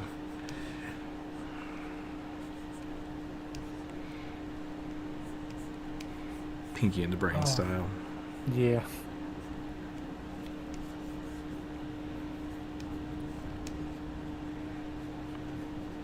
I thought that I had been doing these bug wings on the wrong layer, but turns out I had accidentally done them on the correct layer because I wanted them to be behind. That's good. That rarely happens. Yeah, I lucked out for sure.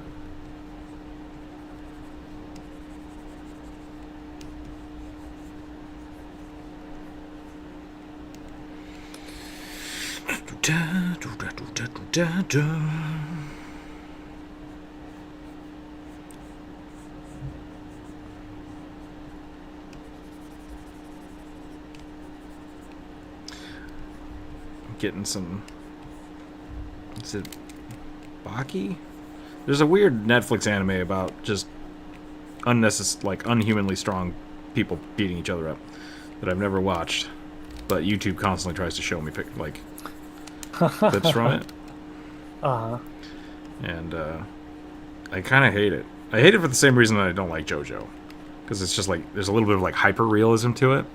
Right. And it's just like, yeah, those are all the muscles, but not quite. And so it just looks uncanny to me, and I'm not a big fan. Right. Yeah, I think so.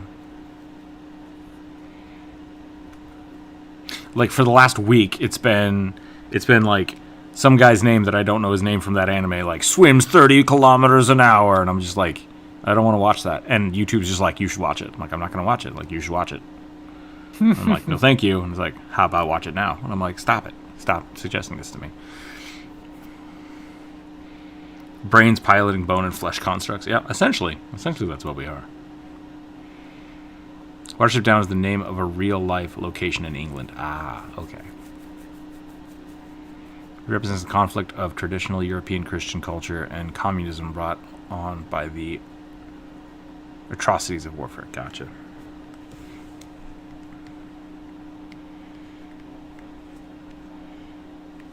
Bunny murder. That's all I gotta say. He's so beefy.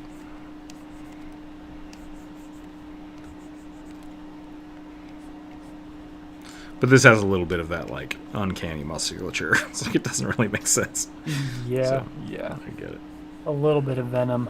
Yeah. A little bit of Venom Rabbit in there. Okay. I think that's about where we're going to call it.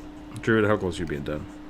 I'm wrapping up Wrapping up. last strokes, honestly. Just touching up highlight layer. Okay. I'm going to have to go take a little break and then get to that meeting at 3 o'clock. Yeah. But otherwise, yeah. Tomorrow, hopefully, we'll have another short out. If you haven't checked out some of the YouTube shorts that I've made, we'll do that. Got some good ones. Go check out some videos. Leave a comment on your favorite video. Friday, we'll be back for another viewer suggestion. If you'd, like I said, if you'd like to commission a made a scroll for Rook, nice. Thank you. That's pretty cool. That is pretty cool. Gotcha. I can see the name now after you explained how the wording goes. I can't read the rest of it, though. Scissor Man of something. People. I'll try to read that later. Thanks again, everybody. Thanks for hanging out. Like I said, if you want to sponsor an episode and get something commissioned, let me know. We can work that out. But otherwise, stay happy, stay healthy, keep your dice on the table, and we'll catch you next time. Bye, everyone. Bye. Oh, let's see if there's anyone to raid real quick. See if there's anybody to raid.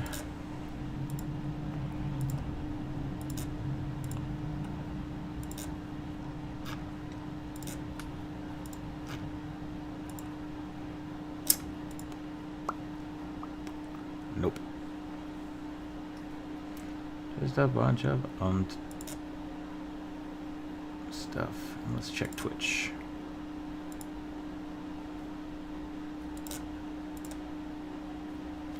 There's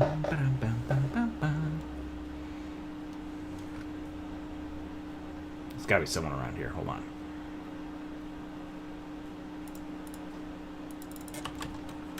I could send people from YouTube to Twitch. That'd really make Twitch angry.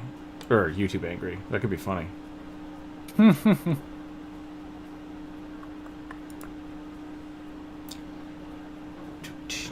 Let's do it. Let's do it. Why not? See what Trisha's drawn today.